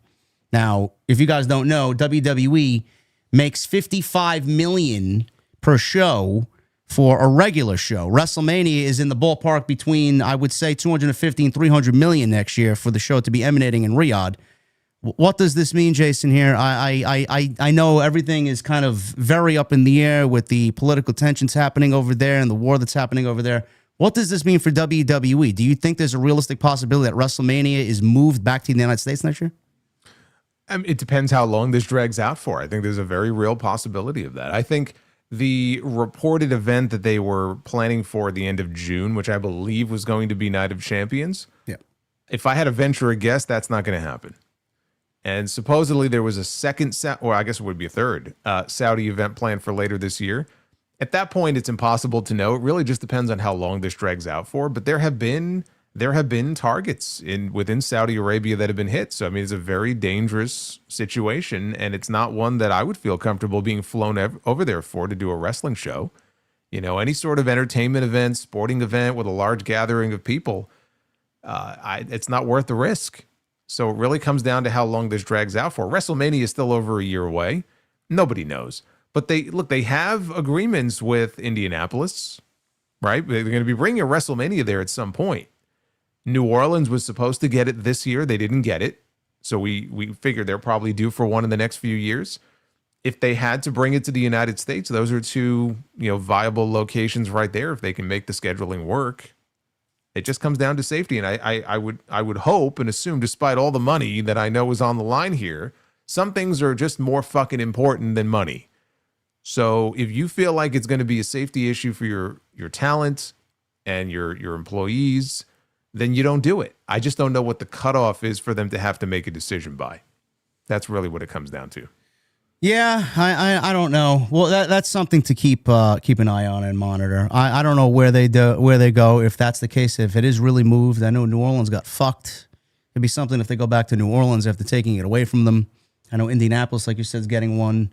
Orlando, I heard, is also in the running. If Camping World gets any renovations, I don't know what they do, but oh god, I was at Camping World the last time. Oh god, Has it not been renovated still since then? I don't know. It got the whole half the roof got blown off with the hurricane that hit. That's right. Recently. Yeah, that's right. When I was there, it was that was 2017. So I don't know if there's been other renovations done since then, but yeah, that was not the set. It's kind of funny because the set for the WrestleMania that year was gorgeous. Like the roller coaster, like that's still my favorite WrestleMania set. But the stadium, I was warned in advance, like it's not the best stadium. So I wasn't sure if they had renovated parts of it since then, or if it's still kind of dumpy the way it was back then. So at the WrestleMania, you said you got burned to a crisp and looked like a lobster? Oh, yeah. Well, that's what happens when you have fair skin and you are sitting outdoors for, I think I sat, from the pre-show until The Undertaker took his clothes off at the end of the show. That was when he teased the retirement that night after that terrible match with Roman Reigns. I was sitting there for about 7 hours. And yeah, I was pretty well done at that point. I don't know how you like your steak, JD, but I was well done. Stick a fork in me. I was done by the end of that night. I like my steak medium well. You don't like it well done with ketchup? Where the fuck are you eating steak? Apparently not in the same places that you eat steak. No. You don't like a good well done steak with some ketchup? Come on, man. You remember the tag team back in the day, Well Done? Sure. I have them in Be the Booker. Every time we land on them, it's an automatic buzzer. Yes. Timothy Well and Stephen Dunn. What a tag team that was, huh? Oh, my God. They were so well done, they never won a match. No. Anyway, that's the WWE side of things, and we are now going to shift gears. Warning for those who say we don't talk enough about AEW. We got AEW stuff. Also warning for those who don't like AEW. We hope you stay. There's a lot of good discussion here. I think you want to stick with us for this. Revolution happened on Sunday, and Revolution is considered, in my opinion, to be one of the, if not the biggest show outside of All In that they do every year. It's just got this vibe around it. It's the first show of the year that they do on pay-per-view. There's a lot of hype. There's a lot of surprises. Tony usually just kind of goes over the top for these shows. I know a lot of people were excited about this show, Jason, on Sunday. It was a very good show. Long, and we'll get into some of the things we did not like for sure, including the length, which is a normal thing for AEW, but on the whole night, I would say was absolutely a thumbs-up show. Some people were saying this was like the greatest Revolution ever. I absolutely 100% disagree with that. I don't know where people are getting this. It's like when a band comes out with a new album, the newest thing's got to be the best thing. No, it's not the case. This was a good show, but it didn't level up to the other Revolutions that I had to sit through. I thought it was a thumbs-up show. A lot of surprises. He went really over the top, in my opinion, a little bit too much. But at the end of the day, it was a very good pay-per-view. Yeah, I mean, overall, it was an excellent show. You kind of knew that going in on paper. It would be kind of impossible for it not to be, just based on just the in-ring quality when you saw some of the matches. But yeah, I mean, from top to bottom, when you judge it just based on what we got, I thought it was an excellent night. And the other aspect also was it was a very newsworthy night. In terms of the things that happened on the show. We had a couple of title changes. We had a whole bunch of returns to the point where I think probably should have saved some of that, for television tomorrow. You didn't have to give all of them away in one night. We had a bunch of comebacks. And we had some great matches, including what I would say, and they've done at least half a dozen of these Texas death matches. The best one they've done so far. And it's not really all that surprising that one of the people involved in the match is also the one who was responsible for in my opinion anyway, the greatest Iron Man match. Not just in AEW history, but the greatest Iron Man match that I've ever seen personally. MJF can now kind of take the award for both of those things. But it was a very violent, very bloody, very long. 45 minutes long. 45 minutes.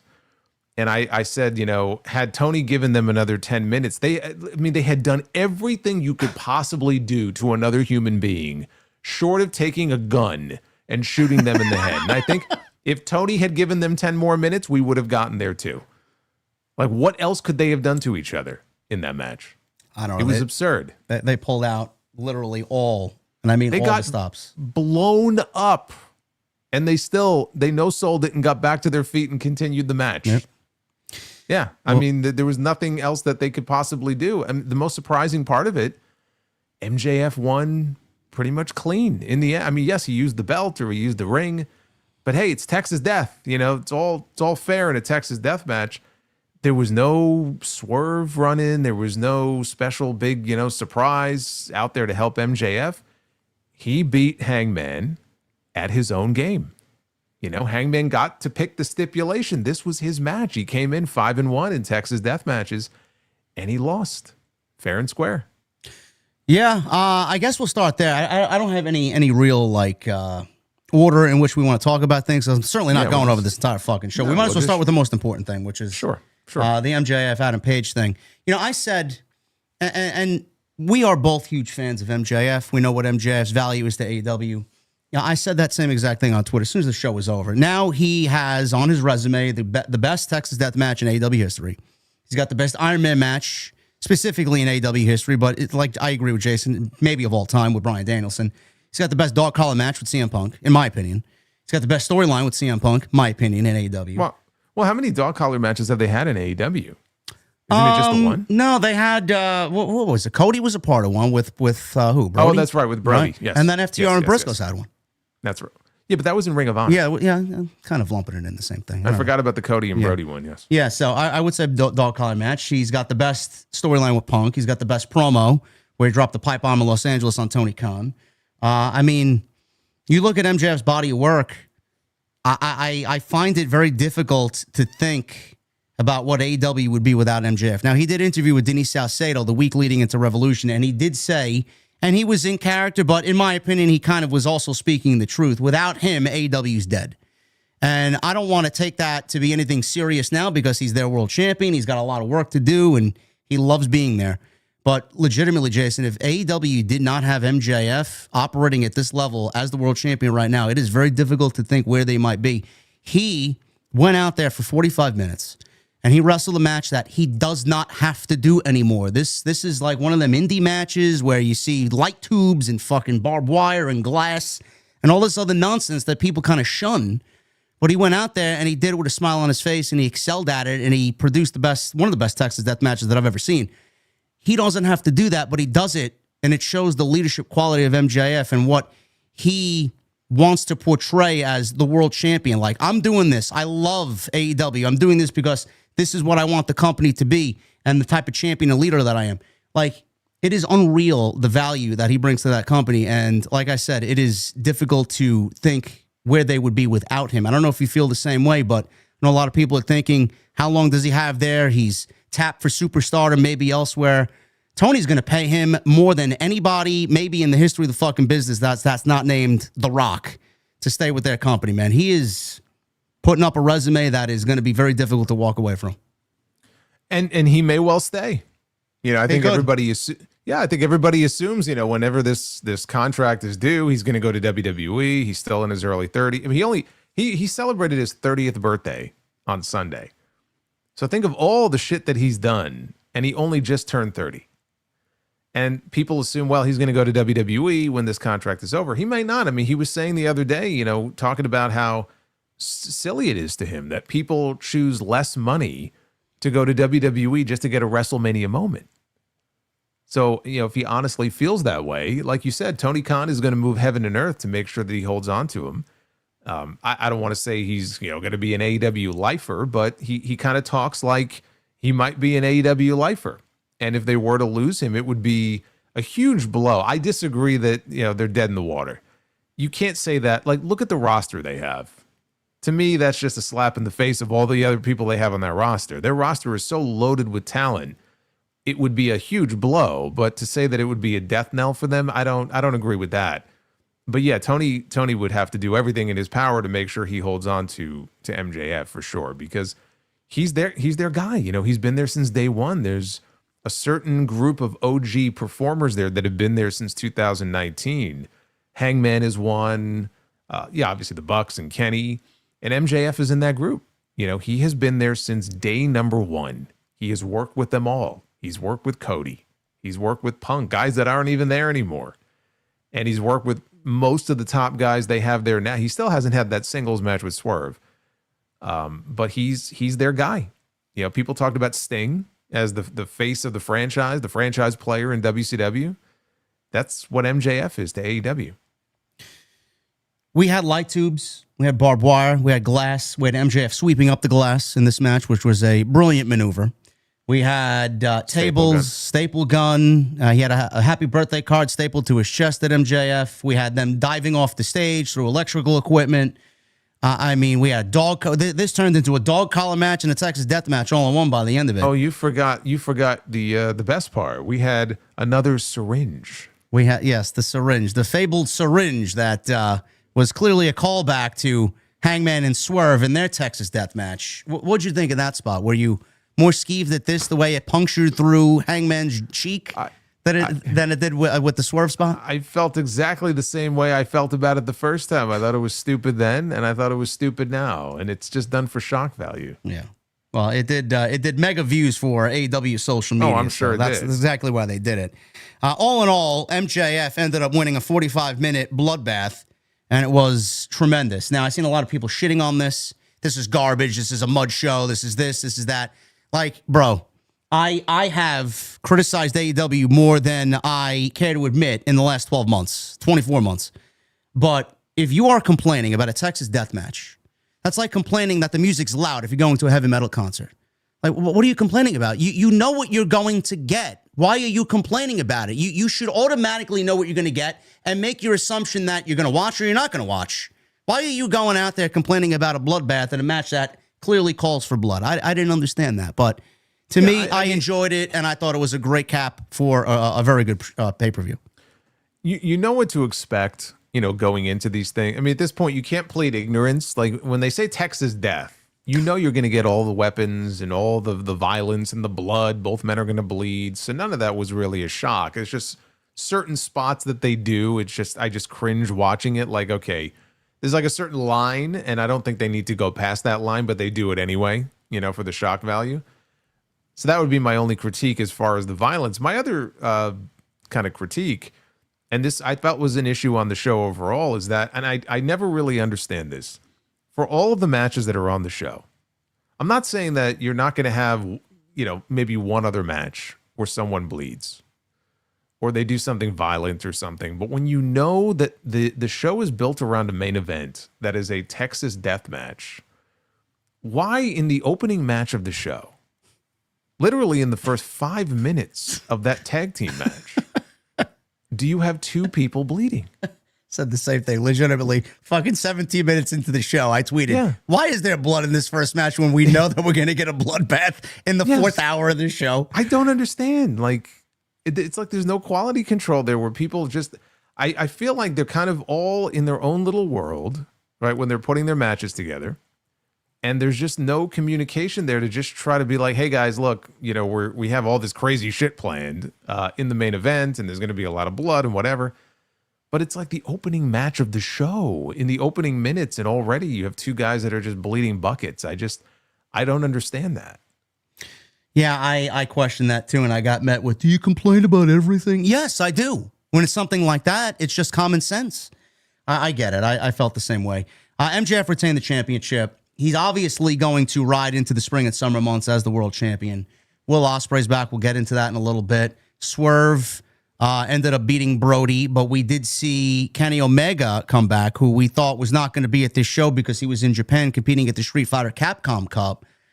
Now, this creates an interesting situation going into Dynasty. Do we get MJF versus Swerve, or do we do Swerve and Kenny Omega? Omega gets his win back, and we do Omega in Vancouver against MJF. What are you thinking? So, my impression is that they very well may go with Swerve and Omega Dynasty, right? Because to me, that's a pay-per-view match. It is, yeah. And Swerve beat him the first time. Swerve did win that match, right? He did, yeah. Cheated, yeah. He did. Okay. So, because I thought back to Kenny lost to Andrade. But that feels like a pay-per-view match to me, which then presents the question of, well, then what does MJF do? So there's two things I was thinking. Number one, you could do MJF and Andrade as a world title match on that show. Even though I still feel, if they're going to go back to Arena Mexico, boy, that is just the best place to do that match. I know that's probably a few months out, but if they need a challenger that's not like a top guy yet, Andrade, you could do the Andrade and MJF. And again, it's kind of like two heels, but you could do Andrade and MJF if the idea is that they want Cope and Christian to challenge for the tag team titles and win in Canada. You could potentially do that in the main event and close the show with that tag team title match. Yeah. And have, let's say, MJF and Andrade go on like right before them.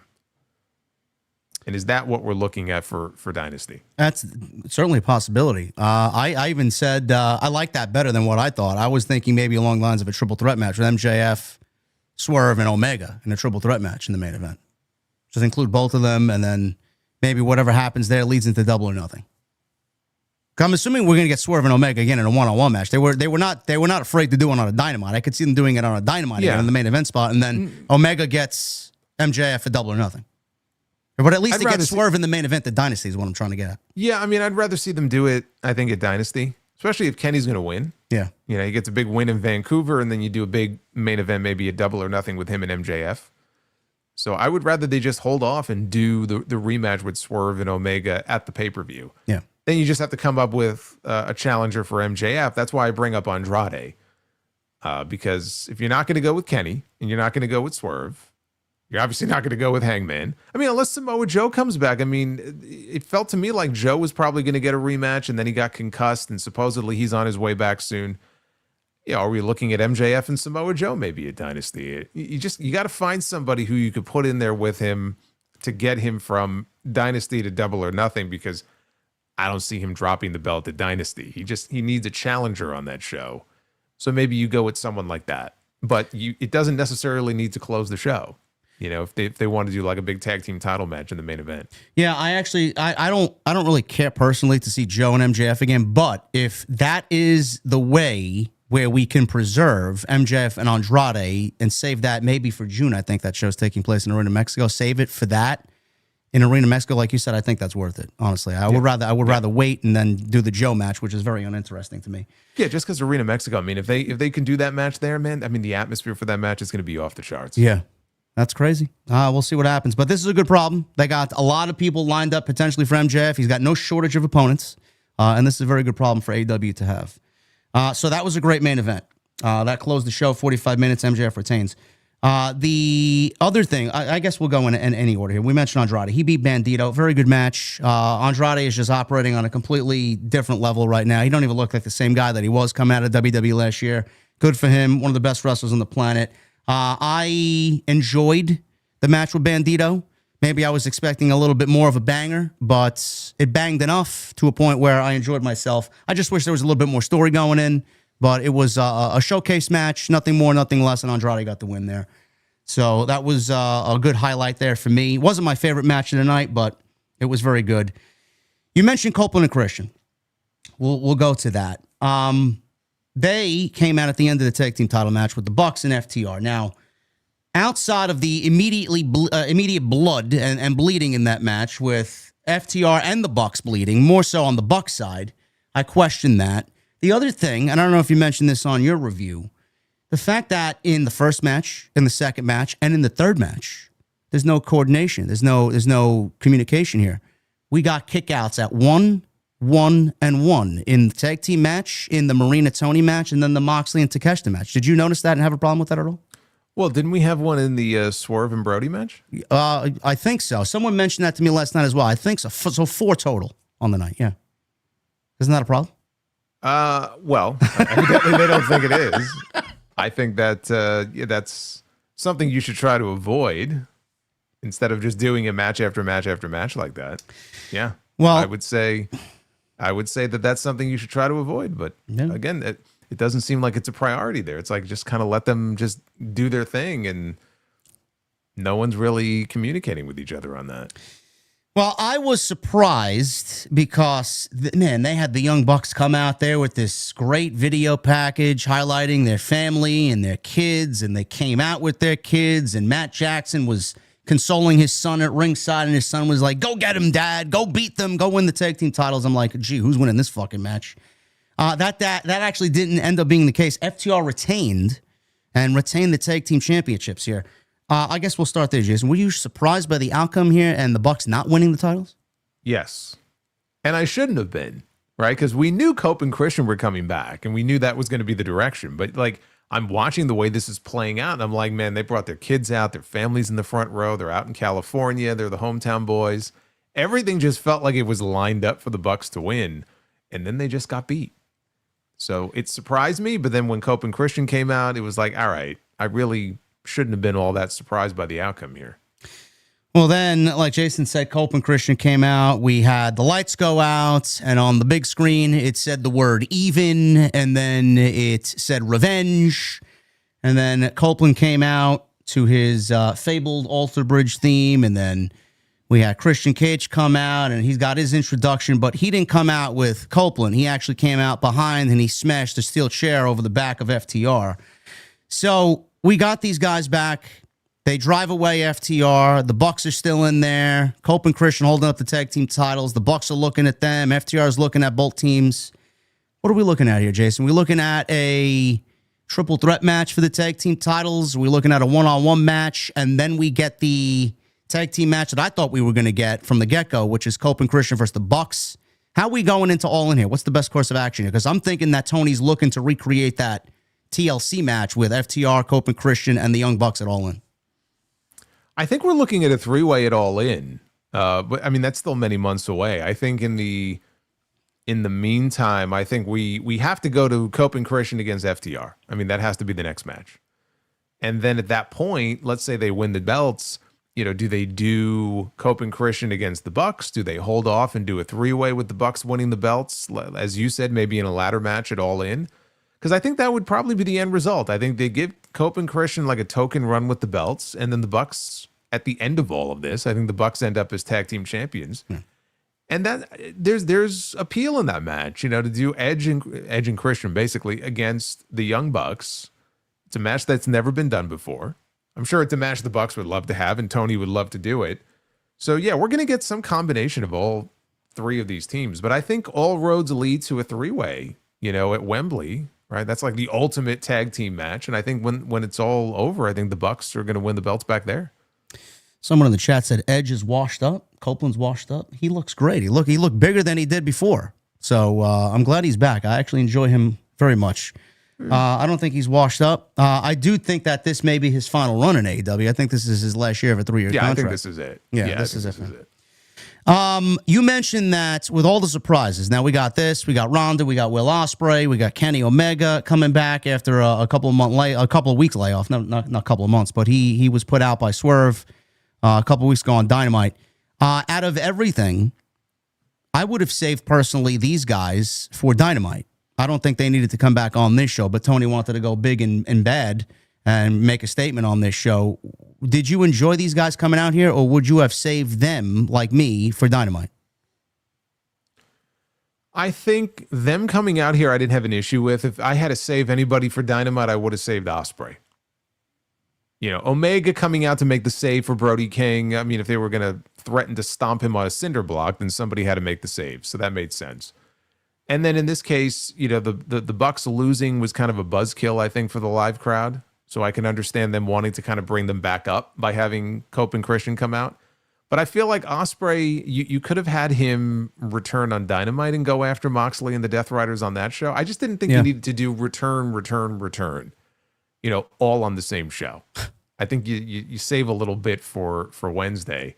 And Tony Khan has said, I don't know if you saw the press scrum, he said that Wednesday show, he's expecting it to be a very, very, very crazy show.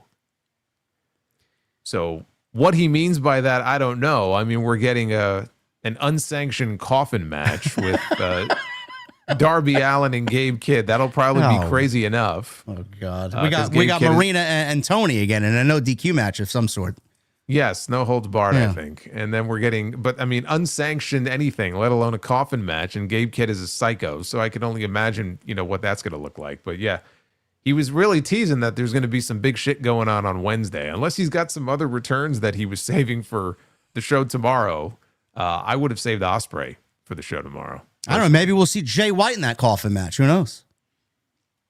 Maybe he joins the Dogs. Just leaves the Bang Bang Gang behind? No, they're not going to mention that. They barely even mentioned the fucking storyline with Copeland and Christian and the pile driver on Beth Phoenix. Yeah. Well, I don't know. Jay White, every time I think he's going to come back, he's nowhere to be found. So I kind of gave up guessing when he's going to come back. Well, they got a lot of work to do with this FTR and Copeland Christian thing to heat it up because it's like 8 months. He went to go film Percy Jackson. He's now back. Haven't made one single mention of this storyline. Not one mention of the pile driver on his wife. It's like pulling leftovers out of the fridge and putting it in the microwave after 8 months and thinking it's going to taste the same. Tastes good. No. Wait, Christian got a good vacation though because his friend was making movies and TV shows. Yeah. He got to lounge out for a few months. And then Nick Wayne was hurt, so they had no reason to bring him back to television. Yeah. Well, there you go. Yeah. Although he's back now, but there's been no mention of anything with Nick Wayne and Christian or anything. Nothing. Now, are they going to revisit that, or are we just going to pretend like it never happened? Like Seth Rollins and the Ninjas. Ninja vanish. Gone. Okay. Never happened. Timeless Toni Storm. Something that I wish never happened. Should save this for fucking Dynamite. They're running this match back on Dynamite, which brings me to the point of why did we do it in the first place only to do it again? If you were going to do it again, just save it for Wednesday. This ate up like 15 minutes on the pay-per-view for no reason.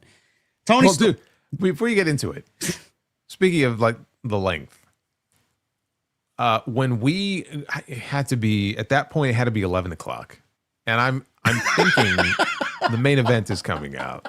I said the same. And then they put the graphic up for Darby Allin. I see Darby Allin on my screen. I see Roderick Strong. I'm like, oh my God, I forgot that we have this match before we even get to the main event.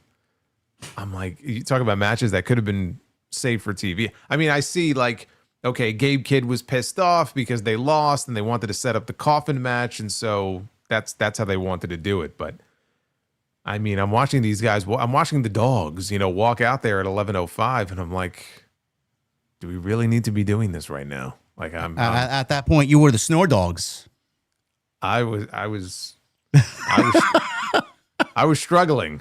I was struggling at that point because I was watching from the beginning of the pre-show. I don't know about you, but I watched the pre-show stuff too.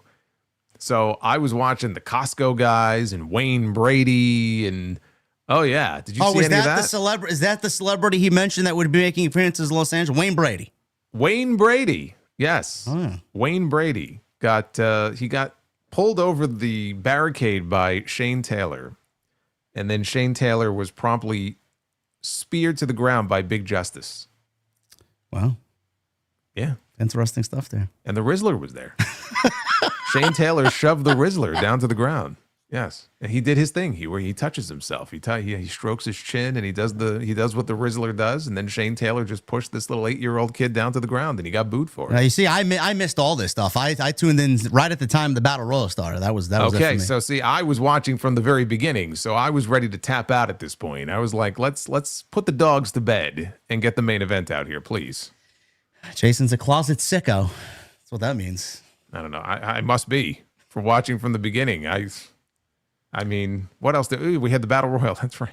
Yeah, I was like, what else did they have? They had 3 different matches on that show. The Battle Royal that was supposed to give us 21 guys in the Battle Royal in the ring to go over the top rope, but they spent more time on the outside, and people were trying to convince me it was a reverse Battle Royal. It was not a reverse Battle Royal, guys. I don't know what the fuck you're smoking. Was that the rule? The reverse Battle Royal that was so successful when TNA did it, and Russo came up with it. They did it once, and they never did it again. I don't know. Ricochet's got his own fucking problems. He lost the title. Whatever. Nobody cares. Marina and Toni Storm. Listen, it wasn't bad. It didn't belong on the pay-per-view. It wasn't bad. But the story happened after the match. Toni Storm wins with her big package. Everybody loves Toni's big package. And post-match, I knew who this was immediately, but I was shocked that she got little reaction. Ronda Rousey jumps the barricade. She gets in the ring. She takes her jacket off. At this point, Toni Storm is like swimming in happiness on the stage as she beat Marina. And Ronda Rousey is telling Toni to get in the ring. So Toni Storm sits up like the Undertaker. She smiles. She power walks to the ring. She gets in the ring, and all of a sudden, I never saw the Undertaker do that before. You ever see the Undertaker power walk his way down to the ring? No. There would have been a lot of minutes saved for those WrestleMania entrances if you walked that fast. Yeah. So she gets in the ring. Officials and referees, they're out there separating these two. Marina jumps on the apron, knocks out Toni Storm. She's laying there. And then both Ronda and Marina walk out. They go into the crowd. They're flipping the fans off. Marina's mouthing off to the fans saying, you never appreciate us and you don't appreciate us. And then they meet the Death Riders and Moxie's coming on out. Marina starts slapping Moxie to get him ready for his match with Takeshita. Ronda's punching him in the chest and he's all smiles. And we assume that she's A, with the company, B, going to have some soft partnership with the Death Riders because she's friends with Marina. Regardless, we're not there yet, but it was all about the debut and to include her in this Toni Storm interaction. Now, I'm not the biggest fan of Ronda Rousey, Jason. I don't know how you feel about Ronda. I think we can both come to an agreement that her last run in WWE was the drizzling shits. It was awful. I know she's got this match with Gina Carano in May on Netflix. I don't know if she signed or not. Tony Khan hasn't really made any notion that she is. He didn't really talk about it at all. But all I heard from people on social media for the reason why they don't want Ronda in AEW is because of her past comments, whether it's about pro wrestling, about some conspiracy theories, or her political beliefs. How about we just don't want Ronda on television with another pro wrestling promotion because her last time with a pro wrestling promotion fucking sucked. So I'm looking at that just strictly based on, am I wasting my time all over again with Ronda, just like we did last time with WWE? That's where I'm focused on. What does she bring to AEW outside of maybe a small boost in publicity, maybe some mainstream attention? She's not going to be able to wrestle with them, I'm assuming, until after the UFC fight. They're not going to be able to promote her fight because it's taking place on a WWE partner streaming platform with Netflix. And I don't think anybody genuinely a pro wrestling fan has any interest in seeing Ronda Rousey wrestle for AEW after what we got with WWE. So what's the point of all this? Well, first, it's not a UFC fight. Whatever. So, MMA, you know what I mean. Yeah, it's very much not a UFC fight. It could have been a UFC fight. They had the chance to do it some time ago, and they didn't do it because UFC doesn't want to pay for big fights Well, anymore. good for her. I mean, she threw them under the bus, and good for them. They deserve it. Yeah. No, she's no fan of TKO or WWE or UFC at the moment. And so I look at this. So first of all, I see her come out there. And I can understand some fans initially not reacting because it took me a little bit to realize like what was going on here. So I could see like being in the building and trying to like, who is that? And not knowing right away. And then after that, you heard boos. There were people booing her. My first impression was, okay, what the fuck is Ronda Rousey doing on this show? And then, of course, the second question is this a one-off? Is she in for an actual match? And if so, when is that? When is it going to happen? And what is that match going to be? She's not wrestling. If she wrestles for them, she's not wrestling in the next 8 weeks. May 16th, she has a fight with Gina Carano. She herself has not fought in 10 years. So she is training right now for an actual fight. She's not going to be doing any pro wrestling. The way Tony Khan was talking about it at the scrum after the show was, she's friends with Marina, and anytime we have a chance to work with Ronda is great. Because Ronda worked with them once before. She did a match in Ring of Honor, I think in 2023. And got along with Tony and everything. And so he was talking, all these positive things about Ronda Rousey. It was a tag team match with Chad against Athena and Billy Starks. Yes. Ronda has done, I believe, 3 wrestling matches in the last 3 years since leaving WWE. All of them have been tag team matches with Marina Shafir as her tag team partner. So the reason that she's there is because her and Marina are very tight and they go back a long way. The whole 4 horsewomen thing, it was the 4 horsewomen of MMA. That's where that comes from. It was Ronda Rousey, it was Shayna Baszler, it was Marina Shafir, it was Jessamine Duke, and there's a friendship there. So I can understand her wanting to come in and do a solid for Marina if Marina's like, hey, why don't you show up? I think Ronda also lives out there. So for her to do something in LA is probably not a big deal. The question is, like, are they actually going to do a match? We don't know. It could have been a one-off. If they do a match, I would imagine it would be a tag team match. Probably Ronda and Marina against Tony and Mina would probably be what the match is. And maybe we're looking at it, in the summer at some point. As far as Tony Khan bringing in Ronda Rousey, AEW does not need Ronda Rousey. That's number one. She's not needed. The only reason that she's relevant at the moment is because of this renewed attention on this big fight, which I'm sure is going to do big numbers, and she's going to make a lot of money for it. I don't know that it's going to be a good fight.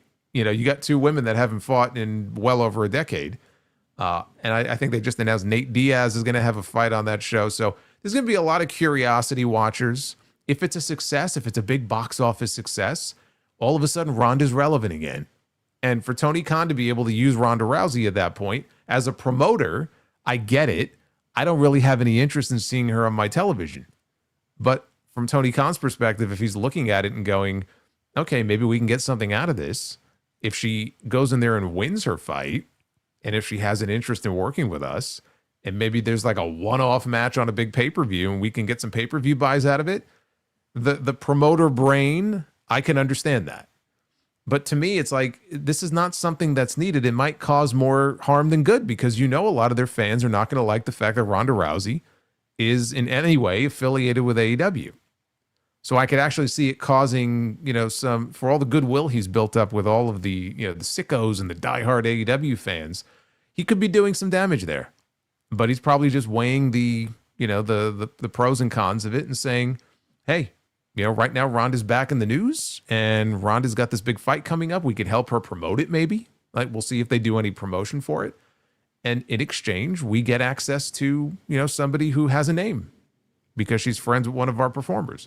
So that's why it's happening. But do I want to see Ronda Rousey on AEW television? Do I want to see her back in a wrestling ring? No. There was nothing she did in that last run with WWE that makes me enthusiastic about seeing Ronda Rousey back in a wrestling ring. And they have enough women in that division where they don't need somebody like her. Do you think they're genuinely going to promote her fight when they didn't even promote MJF and Happy Gilmore on Netflix? I don't know what the agreement is if there is one between them. Literally, it could have been a case where she showed up at the show and they said, hey, you know what would be cool? If you went out there. It literally could have been just that. I didn't get the impression from Tony Khan when it was over that there was any sort of agreement signed. It was almost like, we would love to work with Ronda Rousey in the future. It's like, okay, that doesn't screen. And I see that it popped up on screen. Yeah. But it seems to me that, you know, it's one of those things where, okay, we'll do this thing. It'll get people talking coming out of our pay-per-view, which obviously it did. Mission accomplished. And then we'll just see where the future takes us. She's obviously not wrestling now. Let her do her fight. And if all goes well and she wins, because if she loses, then there's no fucking point in doing anything with her. But if she goes in there and she wins and she looks dominant and she's fucking submitting her in like 60 seconds, I could absolutely see Tony looking at that and going, okay, I want to be in the Ronda Rousey business. Let's see what we could come up with. We got this big Wembley show with a lot of tickets to sell coming up in August. Maybe we could do something with her on that Wembley show. Do you think this is Tony Khan thinking ahead, maybe kind of bridging the partnership and some sort of synergy with Paramount and TKO with that upcoming deal being made? Or is this Tony Khan being petty and him knowing that Ronda had said these nasty things about TKO and the enemy, and he brought her in for shits and giggles to kind of say, haha, look at what I got, or look at what I brought in? Is there any correlation between those two situations or no? No, I don't think it's him currying favor with, you know, Paramount or TKO, because this doesn't really have anything to do with TKO. I mean, again, the promotion that's putting this together is Jake Paul's promotion. So it has nothing to do with that. Maybe in his mind, does he think, well, if Paramount is going to acquire Warner Brothers Discovery and take over at some point, you know, later this year, it works to our advantage to be doing business with somebody like Ronda, who has a name in the combat sports world? I don't know. I mean, it's possible. Maybe that factors into his thinking in some way, that maybe it helps them, possibly. But again, this has nothing to do with any sort of affiliation with TKO or anything. They have nothing to do with any of this. I think it's just one of those things where he wanted to get people talking. That it really comes down to it. I mean, at the end of the day, he is a promoter, just like any other wrestling promoter, and he wants people talking about his show. They got mainstream attention out of this in a way that Revolution would not have if Ronda Rousey did not shock the world and make an appearance on the show, because Ronda's been in the news. Yeah. So he's piggybacking off of that. I think a lot of it comes down to how she does in that fight. If she is embarrassed and she loses that fight and the fucking thing is a disaster, I don't know that he's going to want to have anything to do with her. If it all goes well and she wins, he may want to be in the Ronda Rousey business. We will see. They are in Fresno on Wednesday, so we'll see if Ronda actually makes an appearance there again, or it's mentioned in some way, shape, or form following what happened here. But she did make her presence known at Revolution, and we'll keep an eye on that. Following that, we got Jon Moxley and Konosuke Takeshita. This was no time limit, which scared the shit out of me because I thought this was going to go a lot longer than it did, and in fact, it only went a little bit more than 20 minutes, which was all it really needed. Jon Moxley and Takeshita had a very good match. This was, I would say, my second favorite match of the night. Third would be Andrade and Bandito. First would be MJF and Hangman Page. A lot of people were saying this was a match of the year or a match of the night candidate here. I don't even think this was better than the Jon Moxley-Fletcher match in the Continental Classic semifinal. I don't think this was better than Fletcher-Ciampa or Fletcher and Speedball. So it'll be up there, but I don't think this was at that level. Are you shocked, Jason, that Takeshita didn't win the championship here? I think this was tailor-made for him to win the championship, but it looked like AEW is going in a way where Takeshita shaking Moxley's hand at the end of the match is what's going to lead the Don Callis family to look at him as like some sort of traitor and then maybe kick him out. I thought they were going to go and have him win the championship and maybe develop some sort of jealousy and some competition between him and Okada, which they've moved away from, but they seem to be going in a completely different direction here. No, it didn't shock me. I was disappointed. I think he should have won. It became clear, though, when the match was over and Ospreay came out, why he didn't win. Obviously, they're going a different way with, the Continental title. It was always going to go one of two ways. He either wins the belt, and then you just build to him and Okada each having a belt, or he's going to lose. And then he's going to get bounced out of the Don Callis family sometime. I think it should happen sometime before the eventual match. Let's say they are waiting until Wembley. I don't think he makes it to the Okada match still a member of the Don Callis family. I think he'll be out of the group before then. And him shaking hands with Moxley, I'm sure, is going to be something that it should be something that comes up on TV. So I disagree with the finish. I wish it would have gone a different way, but I could kind of see where the larger story appears to be going. And as long as they tell that story the right way and they circle back to it in a big way, because that was one of my favorite stories on television that played out in 2025. And we never got a proper payoff for it. They've really been dragging it out. They got away from it. Now they're sort of coming back to it. Okada drops these little comments every now and then like, hey, Kyle, like, you got a belt. I got a belt. You know who doesn't have a belt? Takeshita. Like, so he's still like, jabbing him. I just wish that they would really come back to it like in a big way. And I just think he'll be bounced out of the group first, and then they could do the match and he can get that win over Okada, which he still hasn't gotten. It took them 4 weeks to tell the story of the screwdriver spot at the World's End show. That's what I mean. They get away from it, then they come back to it. It's not like they haven't done that before. Like they've tried to tell stories and then they just stop cold. And then maybe they'll revisit it 6 weeks later. But it shouldn't be a surprise, in a company where you have performers who are going on social media and they're being asked by fans like, hey, I miss you on TV. And then they quote tweet the fan and they say, it's not my call. I've had 2 different people this week say that. Yeah. Sammy Guevara and Britt Baker said that. Sammy Guevara and Britt Baker. They're like, don't ask me. I don't make the call. So, I mean, it's like, it's hot and cold. Sometimes they'll tell a story, they'll get away from it. They have other people they want to focus on. And, it's not the best way to tell a story, but it's not like we haven't seen this before. So the story of this match was what happened after the match. The Death Riders got in there and they were celebrating with Jon Moxley. And then all of a sudden the lights go out. Again, it's Tony Khan's favorite gimmick. Lights go out. Video was playing on the big screen showing doctors working on a patient. Now, the doctor looked very similar to adult actor Johnny Sins. They were in Los Angeles. It could have been Johnny Sins or not. I don't know. But he looked. I thought it was fucking Simon Miller at one point for just a brief moment. You didn't know who Johnny Sins is. Of course I did. How doesn't anybody know who Johnny Sins is, bro? Am I supposed to know who he is? Chad, who's Johnny Sins? Man, everybody knows who Johnny Sins is. Who's Johnny Sins? Who the fuck is Johnny Sins? Like, just some guy in a white lab coat. Anyway. I thought this whole thing was goofy. I thought. It was goofy. They basically copied the Luchasaurus stuff. It didn't make any sense to me. I didn't even think of that until you mentioned it. They did, yeah, actually. I mean, it was basically like the same, kind of like the same thing. I mean, he wasn't hooked up to tubes and shit, but he was basically like, he was in some sort of like giant like water tube or whatever. I mean, Soapy Water in the chat says Johnny Sins, a man of many careers. Yes. I mean, listen, you can plug him in any role. He's got it done, man.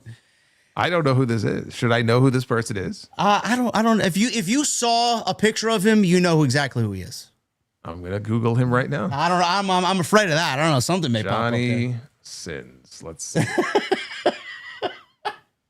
Let's see. Johnny Sins. He's an astronaut. He's a therapist. He's a good step. Oh, he does look like Simon Miller. Yes, Simon Miller always gets that correlation. Johnny Sins cosplay. Huh. But I still don't know who this person is. He's a very recognizable adult actor, bro. That's I'm all gonna I go say. to hit. Oh, okay. Yeah. Close it down. All right. Yeah. Now the algorithm is going to take me down a rabbit hole I didn't want to go down. Thanks a lot. That's great. Oh no. That's we ruined Jason's Google experience now for Wonderful. the next 7 days. Now I have no choice. I've got to delete all my cookies that are in my browser. So all my logins now, I'm going to have to reinsert all of them. Thanks. All right. Regardless of who played the Doctor, we got Will Ospreay, Sean being working on here. Ospreay's music hit. He got the fucking biggest reaction tonight, and his theme music is great. It's just one of those theme musics that gets people pumped. It's one of those theme musics that makes you think how important theme music is. Paul, I don't know what the fuck they're doing over there, but he came out. He attacked the Death Riders. Big Sky Twister press. He's right out there doing fucking Stormbreakers and a Tiger Driver. And I'm like, bro, you just got back from neck surgery, man. Can you take it easy? He's his first night back. He's doing a Sky Twister press. Thank God Meltzer put out a report saying Ospreay is going to tone down his in-ring style. This I have to see to believe. Yeah, okay. Well, yeah, wait till we get to Wembley. That's going to go right out the window. Just crazy to me, though. Like, he had double fusion surgery on September 17th, and he says that he got cleared officially on February 25th. Yeah. So that's 5 months. I mean, okay, God bless him. I mean, that seems awfully quick to me, but I'm not his doctor, so. Well, the medical practices that we have nowadays, man, they got to be something else if that's the case. So good for him. I'm glad he's back. They needed him, and another major name, and we talked about it. Owen, the whole tournament, and then Wembley. It's going to be a great situation to have Ospreay back. Now, the situation here, Jason, is Moxley's the Continental Champion. He went to target Moxley. They took him out at All In Texas back in July. So it's a natural progression of storyline here. What do we do with the Continental title? If they're going to feud Ospreay and Moxley, does this mean that Ospreay is going to win the Continental Championship? I don't know what they're doing here. Yeah, I mean, I'm a little confused because you would think if he's back now, they have plenty of time for him to win the Owen, and maybe the idea is that they want to hold off on him winning the world title. I mean, it would seem tailor-made for that if he's back now, because the Owen's not going to start until at least June. Yeah. So you have time to really sort of build him back up. Not that he needs to be built back up, but like get him back into the mix a little bit. Him wrestling somebody who has a championship is a little weird. It's not weird him going after the Death Riders because on television they credited them with injuring him. So storyline wise, okay, it makes sense he would go back after them. Well, he doesn't need the Continental title though. I mean, unless again they want to hold off on doing the big Ospreay crowning as the world champion. But man, I mean, it's right there. They're setting up for Wembley in a few months. I don't. What's weirder to me is that Jon Moxley was the biggest heel in the company for most of last year, and then all of a sudden, heading into the Continental, really coming out of the Continental Classic, he became the biggest babyface, and the fans just started cheering him like for his grits and whatever.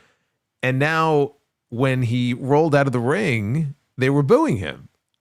So I don't know what the crowd reaction is going to be to him now when he shows up on Dynamite, but like Excalibur on commentary had a comment and he goes, Jon Moxley, beloved by the fans, but he's got to pay for past sins. So, I mean, is that the story they're telling where he has to, sort of, I don't know, ask forgiveness for past sins? Or is he just back to being a heel now? Because the whole Death Riders thing has been very weird anyway. With him being cheered and everybody else being booed. That was weird from the start. So that to me is the bigger question. Like, how are they going to handle that aspect of things? Yeah, I said that same thing on my review. It's like that they're operating as a heel when he's not there, but he's a babyface when he works alone. And now Ospreay's back, you could consider him the biggest babyface in the company.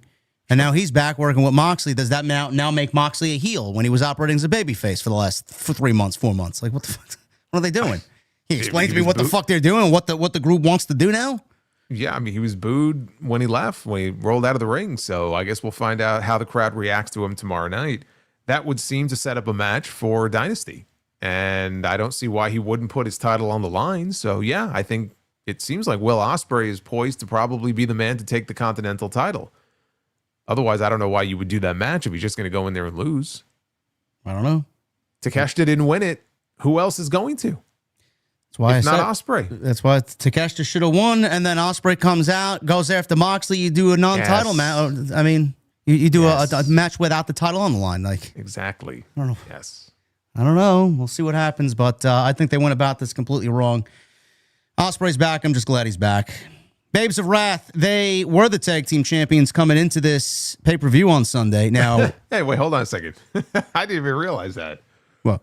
So Soapwater in the chat says, was it Soapwater? No, I'm sorry. It was Gone.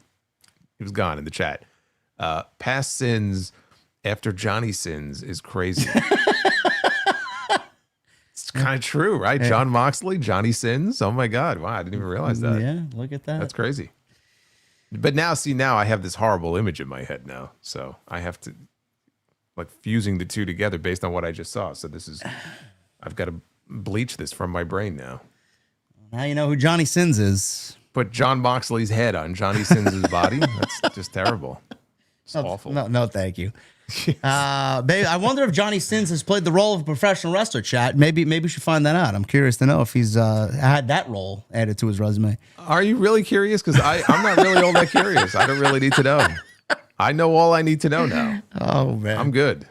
Babes of Wrath, what we know about them is they're no longer tag team champions. Now, Willow wrestled Lena Cross on the 0 Hour, and she beat Lena Cross, which I didn't really understand why we were having Willow and Lena Cross wrestle twice, but I'm not Tony Khan.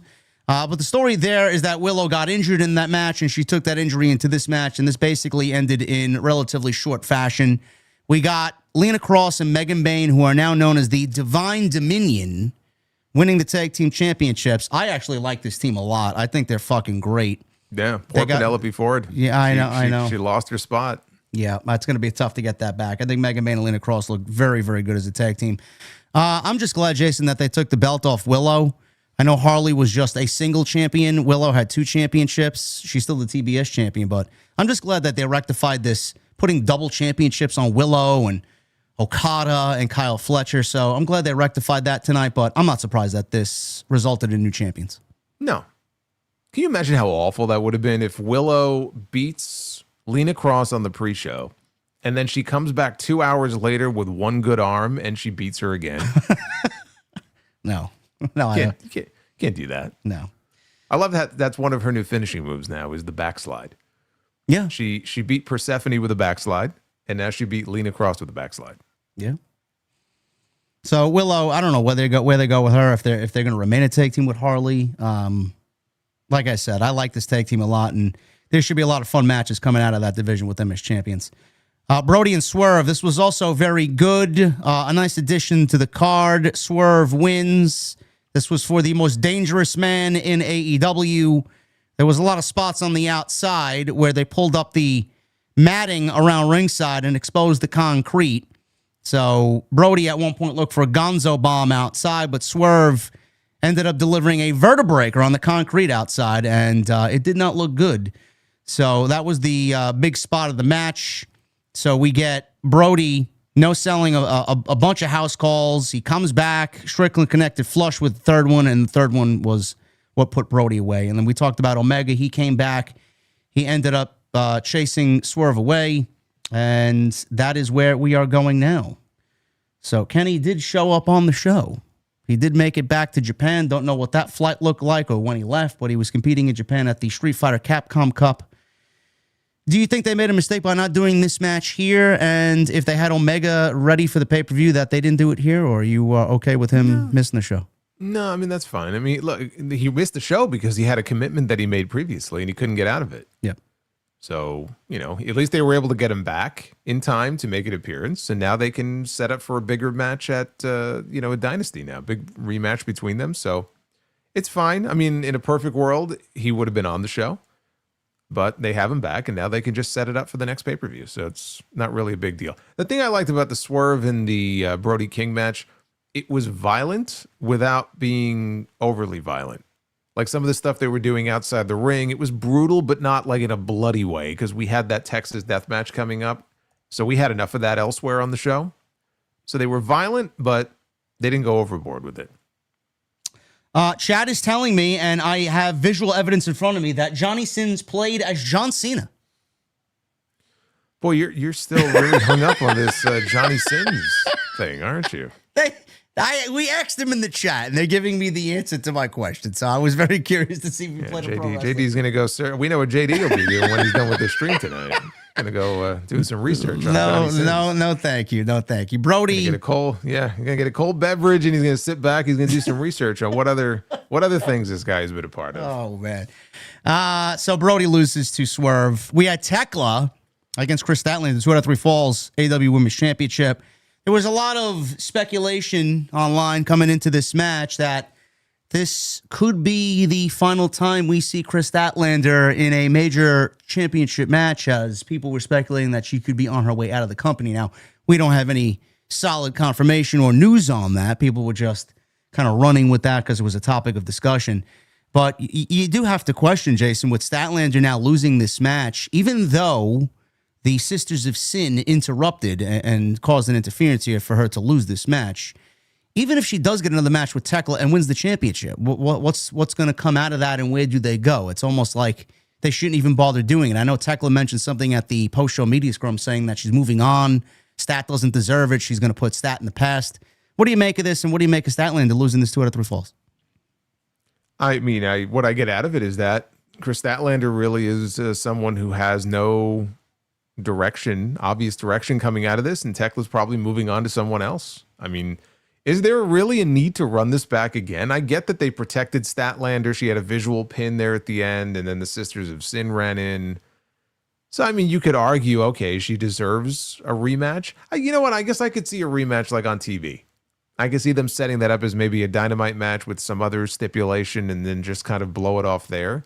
But like at the end of all this, I don't see Statlander getting the belt back from Tekla. I think they're going to hold it on Tekla for a while, and I'm okay with that. I think Tekla's great. I think she's very unique, and unique is good. Just the way she carries herself, the way she cuts promos. I would like to see her get some length with this run, and then eventually they could build maybe to her, and maybe Toni Storm tries to get the belt back from Tekla.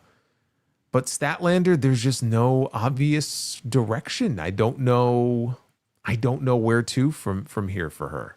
It's a tough thing, because if she's not wrestling for the world title, and I don't think she's gonna go after Willow for the TBS title, there's no real obvious direction in the immediate future for her. No, I don't know. I think Statlander's got one foot out the door, honestly. I think there's some smoke to that rumor. Tekla is great. I didn't know anything about Tekla when she first joined AEW, but boy, oh boy, she's my favorite women's wrestler in the entire company around. She's great. She is an excellent addition there. I do think they'll probably set up Tekla versus Toni Storm at some point, and then I do think that we're getting Mercedes and Toni at Wembley again. That's my prediction there. But this was a 2 out of 3 falls. The one thing that I take away from this match is how A, tired the crowd was up until this point, and B, Stat, she was very emotional about how she has not been allowed to get the crowd invested in the character that she's portraying and get over in front of the audience. And the audience was very quiet up until maybe the 3rd fall here. So not a lot of energy from the crowd here. Tekla wins 2 out of 3 falls. Does go to the 3rd fall thanks to Sky Blue and Julia Hart. Rounding out this pay-per-view, we had the Don Callis family losing the trio championships, Jet Speed and Mystico. Mystico is then announced as All Elite. Any thoughts, Jason, on Mystico becoming a full-fledged member of AEW and also now CMLL? Hey, he's going to get a second paycheck. There you go. So I would be celebrating like he was too if I was getting that dual contract. Look, I mean, he's now a double trios champion. He's 1/3 of the trios champions in CMLL as well. So I think their world light heavyweight champion. He's their trios champion. Now he has trios gold in AEW. Tony Khan said he's going to have conversations with Salvador, who's the head over there in CMLL, to try to work out what his schedule is going to look like so he can split his time between both companies. Look, I mean, good for him. Obviously he's big box office for CMLL right now. I mean, I've talked about a lot of the sellouts they've had, and he's on pretty much most of those cards. I don't know that, I mean, he's not going to have the same impact in AEW box office wise. He's a great wrestler, but we have tons of great wrestlers on this roster. But Tony clearly, I mean, he has an affinity for him. He was talking about how he's one of his favorite wrestlers and how cool it is to have, Mystico under contract. So he's got a contract because Tony Khan's a big fan of his. I mean, that's really what it boils down to. Can't wait to see those Mystico versus El Clone matches on Saturday Night Collision. We haven't heard anything about Hologram, have we? Where he is in his recovery? No. When did he go out? He went out around Full Gear. I'm assuming he's still got another 3 or 4 months left to go. Yeah, I mean, it was set to be a pretty bad knee injury, so it's probably going to be a while yet. Mystico versus Beast Mortos and Commander and El Clone. Man, Tony's going to have a good time over there on Saturday night. So sure. There you go. And then Andrade, we talked about Andrade beating Bandito. We talked about Andrade possibly being set up for MJF going into the next pay-per-view, which I would not mind at all. I think that's going to be a great match. And then the less we talk about this, the better. The dogs, Darby Allin and friends, and Darby, Orange Cassidy, Roddy beat the dogs, and this results now in a unsanctioned coffin match between Gabe Kidd and Darby Allin on Wednesday's Dynamite. Exciting stuff there. I think Darby's going to die tomorrow night. Did you see that spear by Clark Connors during the match? Yes, I did. Holy shit. I mean, you talk about like when you shoot a basket and you get nothing but net. Yep. Did he even touch the ropes as he went flying out of the ring? I don't think so. He speared the fuck out of this guy, and then they took this horrendous fall down to the floor. I mean, that was the highlight of the entire thing right there. Revolution was a thumbs-up show. AEW thrives on pay-per-view, but man, on Sunday when you got a pre-show that starts at 7 o'clock, and then the show didn't end until 12:35 a.m., and Jason has left us. StreamYard cut Jason, see? Yeah, there he is. At the stage. He's quick. He's quick with it. Don't worry about it. I'm quick. I know. I'm like Johnny Sins. I'm quick. I don't know if Johnny Sins is so quick, man. I don't know. I don't know either. It was a thumbs up show, but man, on Sunday night, Tony's got to do something about scaling the time back from 8 to 7 o'clock, especially on the West Coast. I mean, those people get lucky, man. The show starts at fucking 5 o'clock, and they're out of there by 10. Yeah, I thought previously he had said that he was going to be more receptive to doing afternoon shows. Like at least All In, because they're going to be at Wembley. Like, okay, great. We know that's going to be an earlier time for us. But yeah, I mean, if I just feel like if he insists on doing these 8 p.m. pay-per-views, it doesn't matter if it's Saturday or Sunday. I just think you got to do a better time on time management. I mean, the thing is, he doesn't see it as an issue. To him, like, there's no issue with time management. They have an allotted time, and they're just going to maximize that time. And to him, it's just not really an issue. The afternoon shows, I think, would make it a little more palatable. But, I heard from people, they're like, oh, well, people don't complain about combat sports and MMA shows that go until 12:30 in the morning. And I'm like, well, number one, I don't give a shit about those shows. But number two, you're talking about a legit sport where you don't necessarily know how late those shows are going to go. Pro wrestling's a little bit different, where you have a little more control over. Are people not really cognizant of what they say there? We're like, yeah, it was a weird argument to make. It's like, well, sometimes a football game or a baseball game or an MMA event will go, really long. I'm like, well, yeah, I do understand that, but you do also know pro wrestling, it's a show. Yeah. Right. A scripted one at that, you fucking idiot. And the promoters have control over like how long they want it to go. So we're not even complaining as content creators. It's just fucking long. It's just too long. Like 4 matches, Marina Toni, the Dogs, the Trios Championship match, and one other match could have been saved for the fucking Dynamite on Wednesday. It would have been a banger Dynamite. Look, I used to say the same thing about WrestleMania. And the best thing that they could have done if they insisted on trying to fit everybody on the show was expanding to 2 nights. And I'm not saying AEW should do this, but I'm just saying I used to have the same complaints about WrestleMania. It's not just like exclusively an AEW thing. I sat at some of those WrestleMania, including the one we talked about where I burnt to a crisp, where it was a 7-hour show from start to finish because they have their 2-hour pre-shows. There is such a thing as giving people I understand wanting to give them their money's worth. And here's my thing. WWE, many times, they don't give us enough on their PLEs. AEW will just go overboard and throw everything at you and give you too much. And I'm begging some promotion and promoter to find that happy medium, because we don't have that right now with WWE and AEW. AEW pay-per-views quality-wise are tremendous, but we don't have that happy medium. And I'm just dying for somebody to figure the formula out. I don't know why this is so hard. Yep. I 100% agree. I don't think it's ever going to change. And like you said, he doesn't find a problem in it. He whatever he's doing, he thinks he's great. We'll end with this. This is not the most happiest of endings here before we get to the super chat. This was actually a terrible, terrible, terrible situation. One that probably goes in line with what we saw with Rajah Jackson and what happened with that fucking situation. Referee Dallas Edwards suffers a medical emergency at a recent OVW show during a wrestling match, and it went completely fucking ass backwards. So Edwards, who was a referee there, thankfully, before we get to the story, he's alert, he's doing much better, and hopefully he's on his way to recovery. Now, he was in the ring. I don't know anybody's names here. Not that it matters. Well, all we care about is him. He was in the ring. One of the performers in the match went off the top rope and hit him with a phenomenal forearm in a planned referee going down spot. Now, he goes down. I watched the clip. I didn't really think anything of it until I saw what happened afterwards. He laid there, and then all of a sudden, the match is still going on, and you start to see him convulsing in the middle of the ring.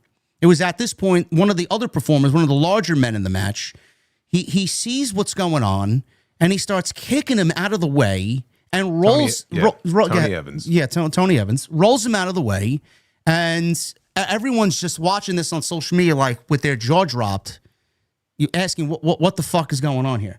So last night during Rise, referee Dallas Edwards, this was with the day after it happened, a member of our OVW family experienced a medical emergency during the broadcast, and OVW takes health and well-being for all of our performers extremely seriously as a company. And we're distraught to see this injury happen to one of our own. Now, the commentators, they added insult to injury here. They I don't know what the fuck they were doing, but they were clearly not trained to see what was going on here and maybe not call the action and maybe immediately be the first ones there to say, let's get some fucking help here. Because I'm sure Al Snow was on the in the back communicating with these guys. Check out Dallas, one broadcaster said. Dallas is not having a good night here tonight, another broadcaster added. So eventually, they realized what was going on. And Al Snow got a lot of heat coming down on him after this show was over. He put out a statement, and he goes on and he says, "Hello, everyone. This is Al Snow. I want to speak directly to our fans and the wrestling community regarding the incident involving referee Dallas Edwards at last week's event. Professional wrestling has always carried an inherent risk of injury for everyone who steps into the ring. On March 12th, during our live television event, Dallas was involved in a planned moment of physical contact with a wrestler that resulted in him suffering a head injury. Traditionally, when an in-ring injury occurs, the referee is the central point of communication, assessment, and decision-making. In this unprecedented situation, the person who would normally make the assessment was the one who needed the assistance. That unforeseen breakdown in communication contributed to a delay in stopping the match and concluding the show. We are relieved to hear that Dallas is recovering and receiving the medical care he needs. Our thoughts are with him, and we're hoping for his continued improvement." Al Snow went on to say that there will be training, and these updates include enhanced communication systems, additional referee training, expanded ringside response measures to help ensure that a situation like this is identified and addressed as quickly as possible. The next time that it happens, hopefully it doesn't. And that was his statement. That's the way he ended, saying, "Keep Dallas in your thoughts." Jason, this was one of the most horrifying things I ever fucking seen. And, you know, I actually retweeted the clip because I wanted to bring awareness to it. I didn't give a fuck about anything else. This was fucking awful. And I had my jaw dropped when I watched this. Honestly, I said in my tweet, everybody that was a part of that match should be fucking fired and never allowed back in a professional wrestling ring. I don't know how anybody did not see what exactly was going on and how they immediately didn't know something was wrong. And I understand that Al Snow said what he said in this, and he hopes to make things right. But if you are a professional wrestling promoter, in my opinion, and you see something like this happen, and you don't have the people trained for something like this, the moment that it happens, I don't know how the fuck they're in business to begin with. The fact that he's now going to make it right after the fact that it happened is disgusting, and he should be ashamed of himself. Yeah, you know, I mean, all this talk about training, I don't really think you look at something like that and need training to understand that there's something wrong here. Like, to me, it's just common sense. Because, like, you're watching the video, and there were even some people, I believe, in the audience who pretty quickly recognized something was wrong and they were shouting it out. You know, like, after the referee goes down, he smacks his head. The person who came off the top rope with the forearm, who didn't do anything wrong, it's just he hit his head on the mat, but he's hovering over him. Like, he's right there. And gets up and they continue the match. And, like, when you see him, like, stiffening up in that way, yeah, the idea that, well, maybe they didn't know he was selling. Or, yeah, they thought he's just selling a move. Well, if that's the case, like, if you think he's selling a move, then he would know enough to roll out of the way. You know what I mean? So, like, they could continue to do the match. Like, that doesn't really make a lot of sense. You could tell, like, there's something off here. It's okay to stop what you're doing, stop play fighting for 5 seconds and just make sure that there's, you know, nothing too serious going on. If it looks like there is, stop what you're doing and let somebody get in the ring and address the situation. But to physically pick him up and then kind of brush him aside with your foot and kick him aside like that, I'm not saying that there was anything malicious, like they didn't like the guy and they knew he was in distress and didn't give a fuck. But, like, the signs were all there. How do you not recognize that there's something very seriously wrong going on here? I mean, there must have been like a minute or so, you know, that went by, and that could be a life or death situation, because when somebody's in that kind of state and you move them and you roll them over like that, you're talking about a traumatic brain injury here. I mean, that's what happened. He suffered a brain injury. And you certainly don't want to do anything to make that worse. So it looked terrible. It was just a terrible look. And I don't know if you saw the comments his mother made, but Dallas's mother was interviewed by the local news station there, I think the Fox affiliate, outside the hospital. And she said, look, I mean, he's trained. He knows how to take a bump and how to wrestle. But she's watching this, and it was as if they had no care or concern about her son. They were literally just kind of like fighting and wrestling over his body. And it was as if they just didn't care, and nobody let her know that they were taking him to the hospital. She found out from a friend who was in the audience that night. So really, from top to bottom, it's a terrible, terrible look for OVW. They just mishandled it horribly. They're very lucky that it could have turned out a lot worse. Apparently, he went home on Sunday because they were keeping him to do, I think, a CT scan on his brain and make sure that there wasn't anything more going on. He had bleeding on the brain. But I guess the fact that they sent him home, you know, thankfully is a good sign. And obviously we wish him well. But I made the comment. I said, I don't think he's the only one who needs to get their brain scanned. No. Okay, who works in that company, because a little common sense goes a long way. It's great that you want to, you know, make sure that you review all of the training, you know, protocols, and that everybody knows for future reference. I thought it was a little curious in his statement where he mentioned advanced referee training. It's like, all right, that might not be a bad thing, but in this case, that really wouldn't have applied, you know, in this case, given that the referee was the one who was in distress. But just common sense. It's not about training. It's not about, you know, being able, like, it's common sense. Sometimes things are just so obvious, or they just see something's clearly wrong here, that the priority should be the person who is on the mat and not the match. Nobody gives a fuck about the match at that point. The fans were concerned about what was going on. They weren't paying attention to the match or your shitty back fist or whatever was going on in the ring. So it's one of those things, you watch it and it's like, you know, it just comes off as just carny pro wrestling bullshit, and it just makes everybody in this situation look bad. And this is going to be a stain now on OVW. OVW was always known as, the premier developmental territory in the early part of the century for WWE, all the big names that came out of OVW. And now, unfortunately, this will be something else that when people mention those initials, they think of the referee incident. They think of what happened that night, and it's just a terrible situation. And hopefully he makes a full recovery, and there's no lasting ill effects from it. But it never should have happened in the first place. Accidents happen, but there were just some times where it's like, really, like you couldn't recognize that something was wrong here. Now we've seen enough of things happen in the ring where they happen and they're, I'm just tired of something happening and then everybody's immediately to social media to say, oh, don't worry, we'll fix it and the next time it won't happen. No, it shouldn't happen in the first place. Like I'm just tired of people being unprepared and untrained in what they do. I'm not saying injuries can't happen, but don't come out there and say, well, we're going to take the proper protocol now that something happened. No, like you should already have the proper protocol in place so that you can take care of the situation when it happens. You know what I'm saying? Okay, but they didn't. So I know. You can't change I know. that. I know. It's good. It's good that they'll take steps to try to make sure this doesn't happen again. What I'm saying is that just in this particular instance, it should have been very clear, like something was wrong and things should have been stopped instead of waiting an extra 45 seconds or 60 seconds.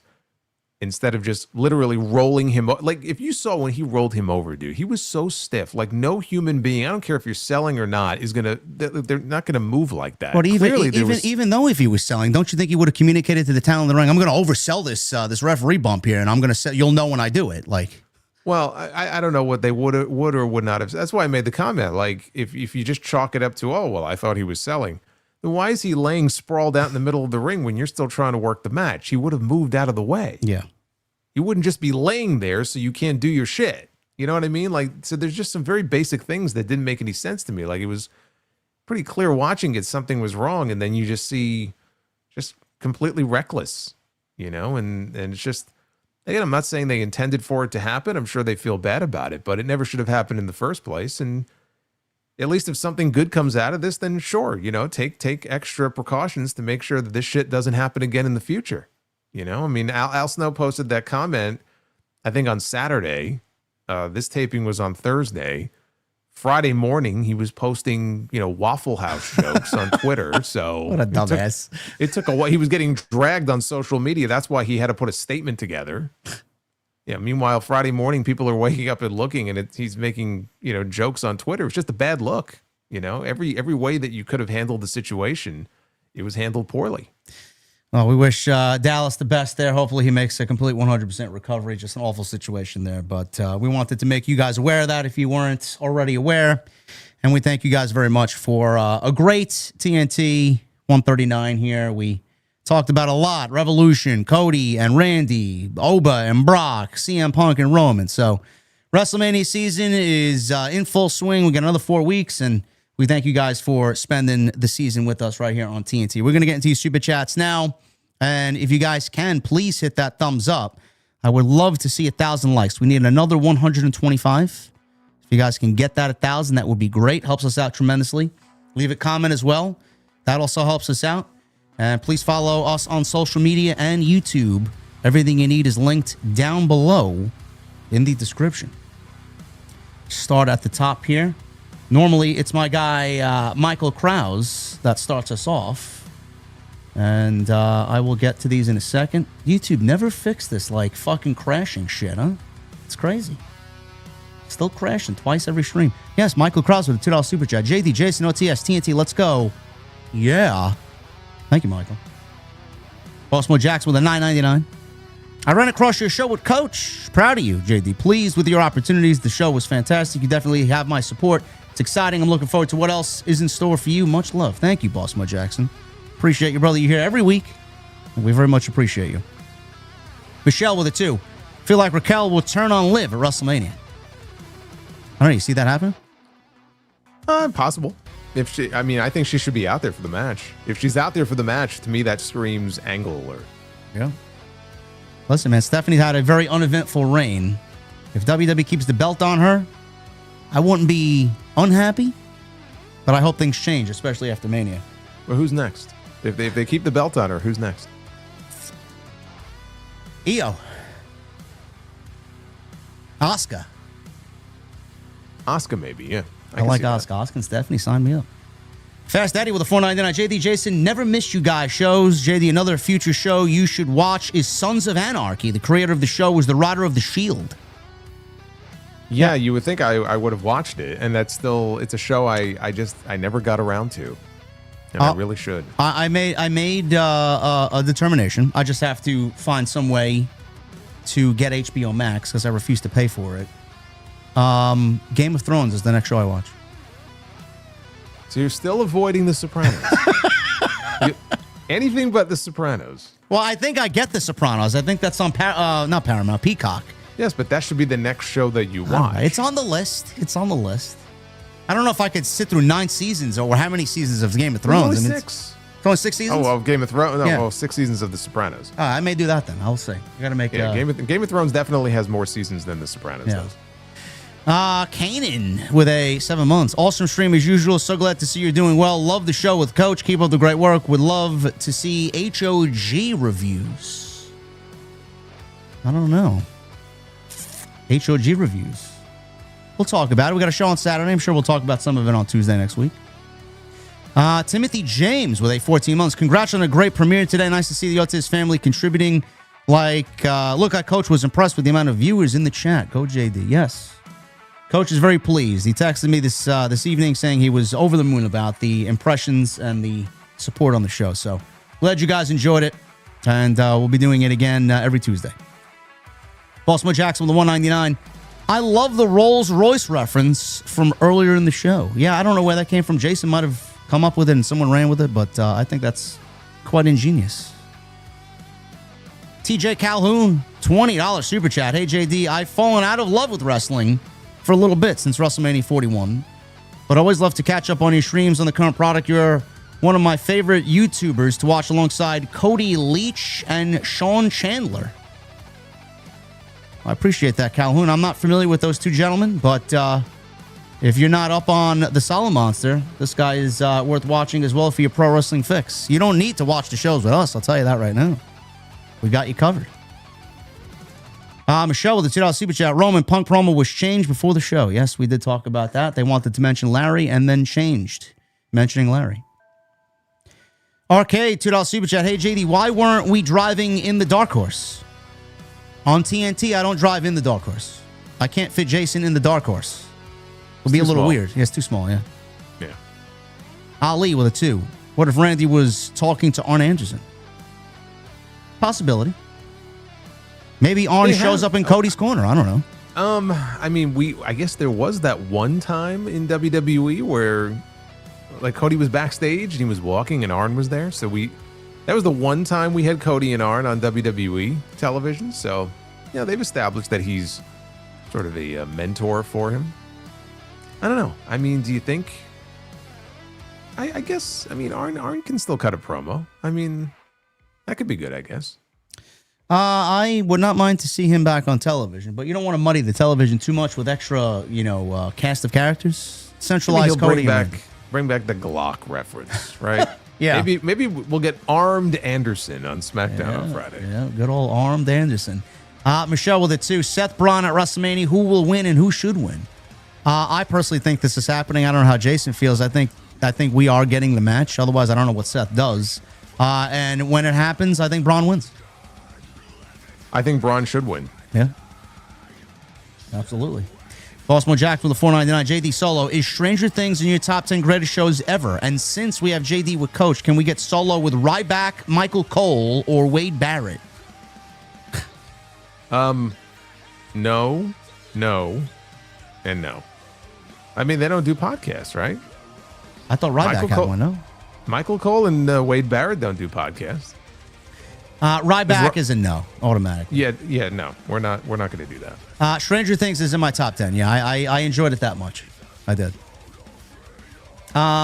Kenny Clifford with a 5. Hi, JD Solo. What is the song after you played Lonely Nights during your intro last night? I asked last night, but you lost power. Love the show. It was a lonely night for JD after he lost power. It was a terrible night. I think that's Ferox Riding the Storm. I think that's the name of the song. Cam G, $5 super chat. My guy is a workaholic now. Appreciate all you do, JD. Congrats on the new show with Coach. But please rest your voice. OTS for life. I am good. I just need some sleep, Cam G. We're both fucking rocking and rolling over here, man. We got this show. Jason's got his own show. He's got Uncrowned. He's got his reviews every Monday, Wednesday, Friday. We don't know any other way, man. We don't. Got commentary. We don't know any other way. Base beers for the two. Roman, Randy versus Cody and Punk on Raw before Mania. Listen, I'd love to see it. I don't know if that's going to happen, though. You know what? I feel like that's one of those things where if they were really being creative with it, why not? Yeah. You know, they've done it before, and it's not even necessarily like a can they coexist? I mean, I guess in a way it is. It's better than just taking the opponents of WrestleMania and putting them on a team together. So that would be a way to get all the players in the two main events. And they've done this. I mean, they did that in 2007, didn't they? I remember Shawn, Undertaker, Batista, Cena. Yeah. And they did some kind of tag match, I want to say, on that, maybe that No Way Out show. Why not? Wouldn't that be like a fun thing? I mean, I know they don't have any PLEs between now and then, but like you build up like a big TV match or something. Why not? Triple H is sweating bullets already just at the thought. Who do I have to take the pinfall? I don't know. You might be more concerned about somebody getting hurt. Anyway, I like the idea of base beers. I hope that they do something like that. That would be super fun. We got Ken here with a $9.99. Which short-lived WWE gimmick of the 90s do you think had the most potential? Fur face, beaver cleavage, or Fantasio? God, they're all fucking terrible. Yeah, fur face was one of the many, many, many failed gimmicks of Ed Leslie. It was very short-lived. Fantasio, he may have had one match. Bro, I don't remember any of these characters. It was like a magician gimmick. Yeah, it was like from the early Monday Night Raw era. And the what was the middle one? Beaver cleavage. Oh, beaver cleavage. Yeah, I'm gonna sell and pass on all three of them. I think they're all fucking terrible. Oh man, those 90s, man, crazy fucking time. Oh, let me tell you, I was watching earlier. They one of the Coliseum videos they uploaded on the Vault is this. Oh God, what's it called? It has matches from 1990, the end of 94 into 95, which was a very lean period for WWF. So most of the matches were from like Raw tapings, and it looks like they're, in some like high school gym. And some of these matches, like, this is how I spent my lunch today. Okay, you want to know how much of a sicko I am? I'm having lunch. I got my phone. I'm watching a match between Doink the Clown and Bob Backlund with Dink at ringside. Well, the fact that you're consuming anything from 94 into 95 is fucking just torture, bro. I don't know. It's a Coliseum video. I watch every single one. They usually upload one a week, so I have to watch it. It's got Gorilla Monsoon and Stan Lane doing the wraparounds or whatever. But I'm like, and it's a long fucking dude. It was like a 20-minute match. I'm like, what am I doing with my life? Was this Matt Osborne Doink? No. This was Babyface Doink. Who played Babyface Doink? I think it might have been Ray Apollo. I think was his name. We don't like Ray Apollo. But dude, this match would never end. Like, it kept going and going and going, and I'm like, I can't believe this. There's no wonder that this company almost went under during these years. Was this post Bob Backlund beating Bret Hart for the title at Survivor Series? This was right after he won the belt and had just dropped it to Diesel in 8 seconds. So on commentary, they're talking about he's going to be getting a rematch soon because Shawn Michaels was on commentary. And they were like, hey, you're going to be in Backlund's corner for the upcoming rematch with Diesel. So this had to be like very end of 94. And it was pretty, the gimmicks around that time were pretty bad. Dark times. It was bleak. Yeah, someone mentioned Waylon Mercy in the chat. Yes, that was a good gimmick. Waylon Mercy was a good, his back was shot, so. Thank you, Ken, with a $9.99. Bossmo Jackson with a $4.99. I love the dialogue of Coach and JD discussing collaboration, networking together. It's a cool thing, creates opportunities. I wish JD, Solo, and Jesse the best. Well, thank you, Bossmo Jackson. Thank you. We are all very well. Hopefully, Jesse is okay to go for tomorrow. I need him after Sunday's fucking huge long work night. Crazy.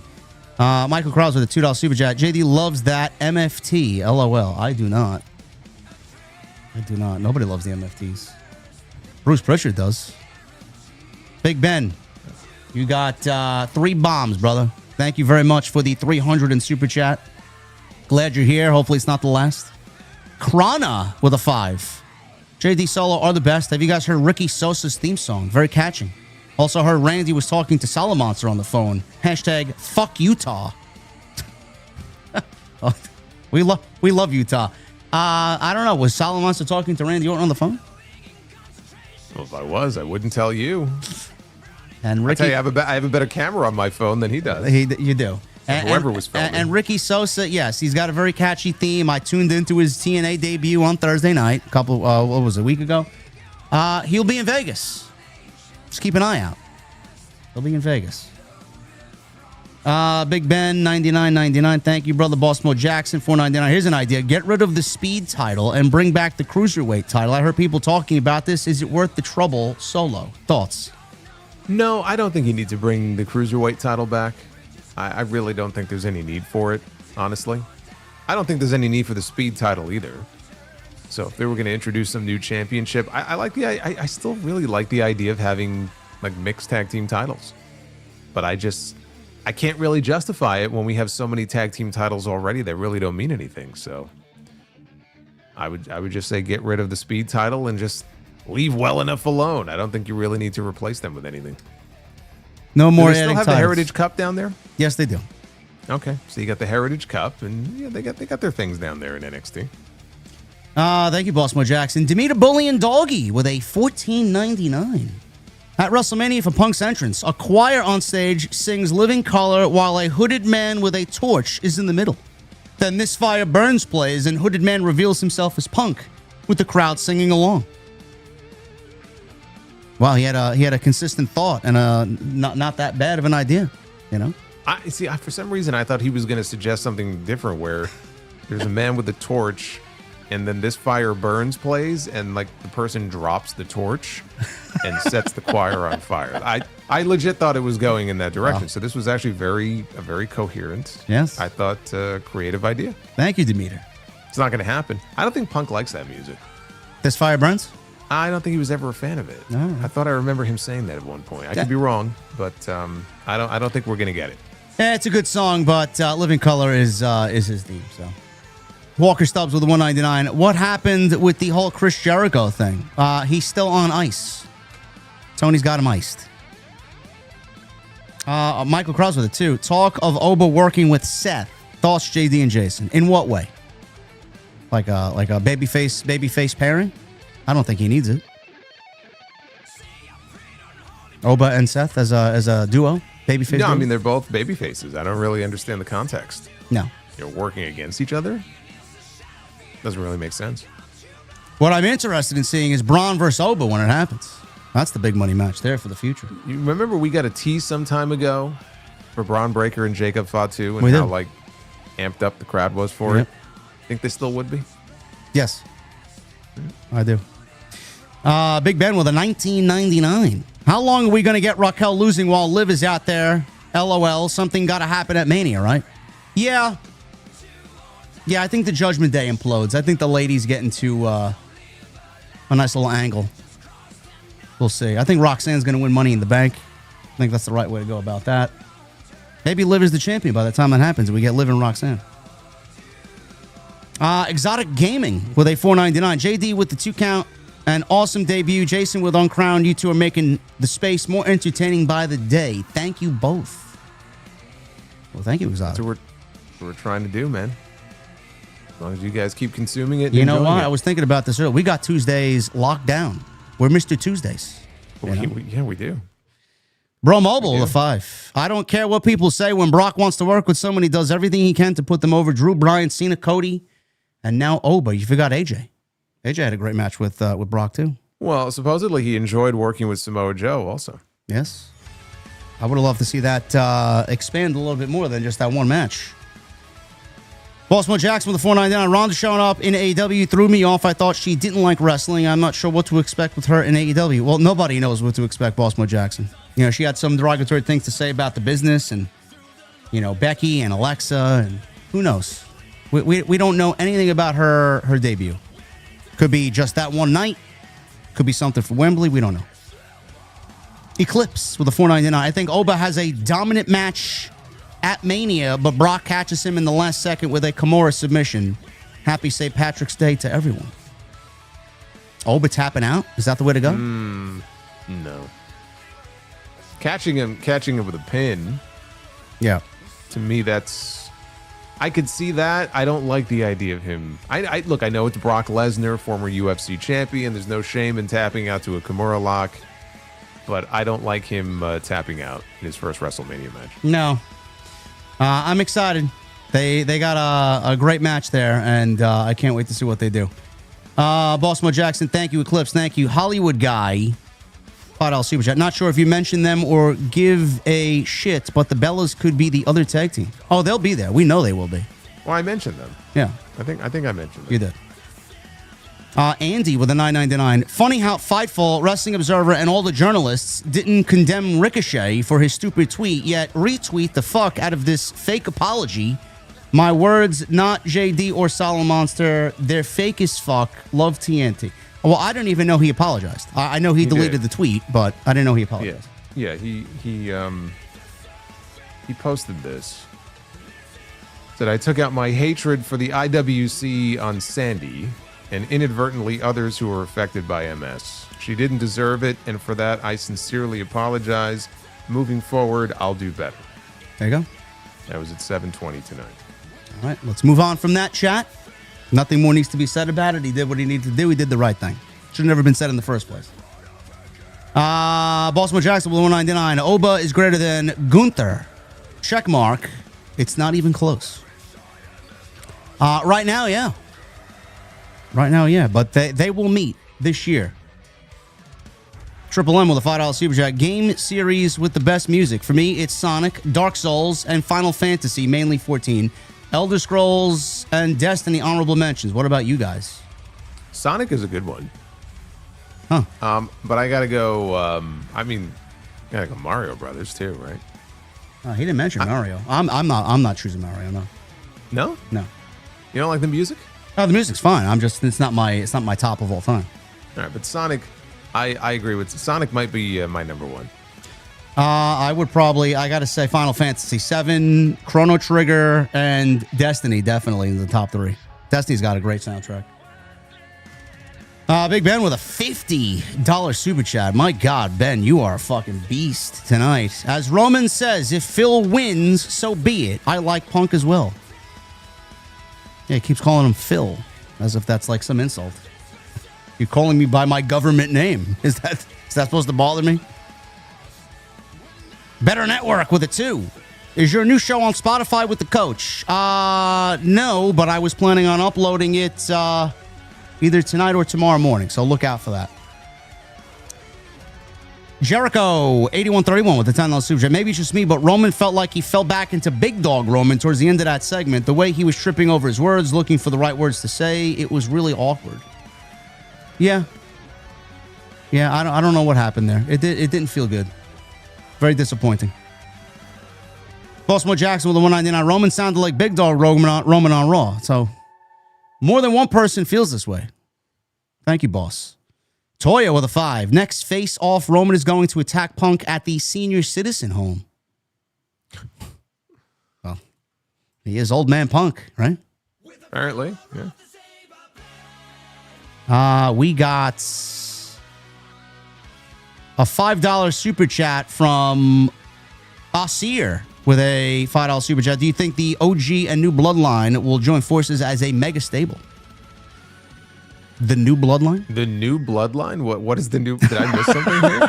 The New Bloodline? Who's the New Bloodline? Surely he's not talking about the MFTs. God forbid. By the way, we got the announcement. Will Ospreay is officially having his first match back tomorrow night on Dynamite. Let me guess. He's wrestling Danny Garcia. No. Wrestling Blake Christian.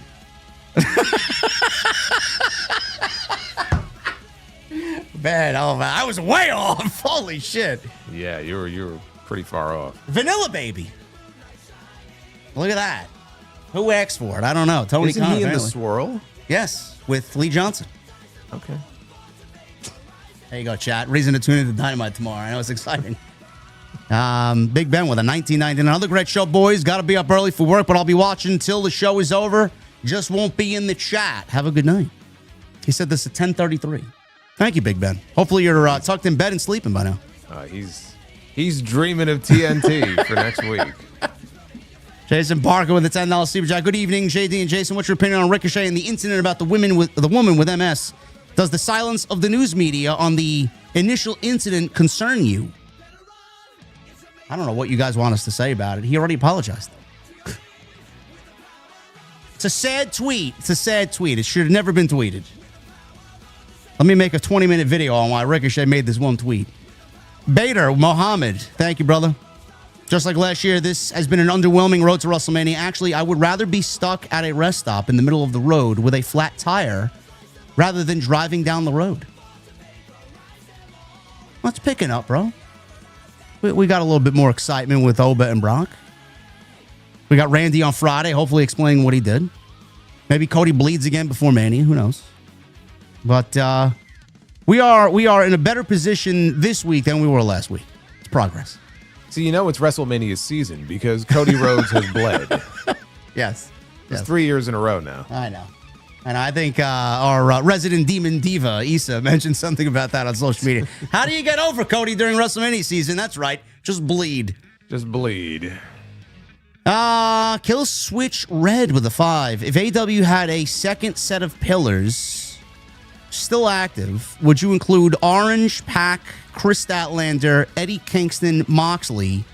Who would you add or subtract? Thanks, guys. None of who you mentioned there is in my pillars. I don't know how Jason feels about it. I mean, Moxley would be. Yeah, Moxley for sure. Yeah, Moxley would be. Yeah, I mean, Toni Storm. You can make an argument for Toni Storm, Yep. Absolutely. Yep. The others, I wouldn't have them in there. No. Toni Storm, Moxley, MJF, Will Ospreay, Swerve Strickland, I would say. I mean, Hangman too, yeah. A lot of pillars.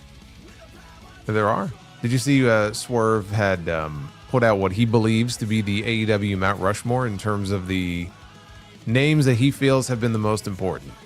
So his Mount Rushmore was Jon Moxley, Chris Jericho, I believe he mentioned Omega, and he said Sting.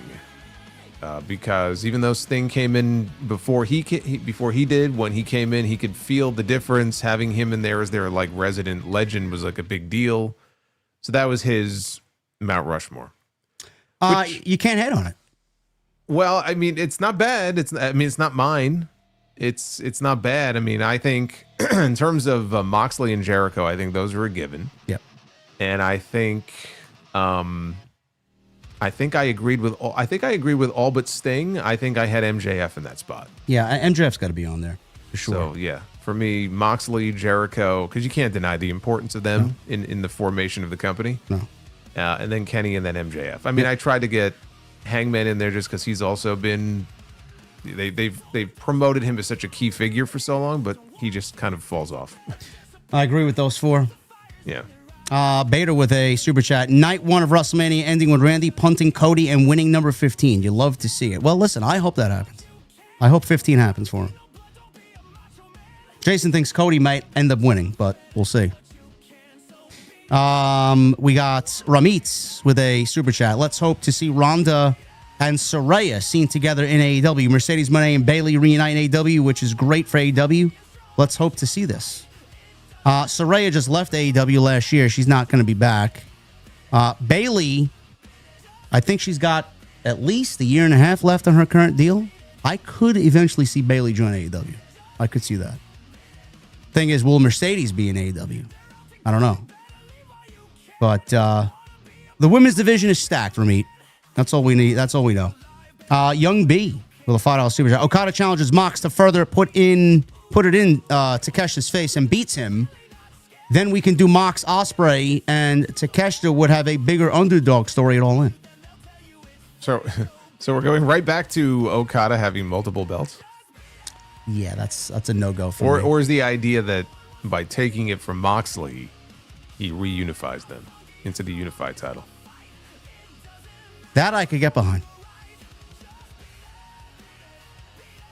I thought, hey, listen, it's going to result in what Jason said. It's going to be Takeshita and Okada at All In. Yeah. Tony's waiting for Wembley. Yeah. SRH with a $9.99. Good evening, gentlemen. A banger of a TNT. My Tuesday night ritual right here in LA. Hope to see you guys at HOG Las Vegas. We will be there, brother.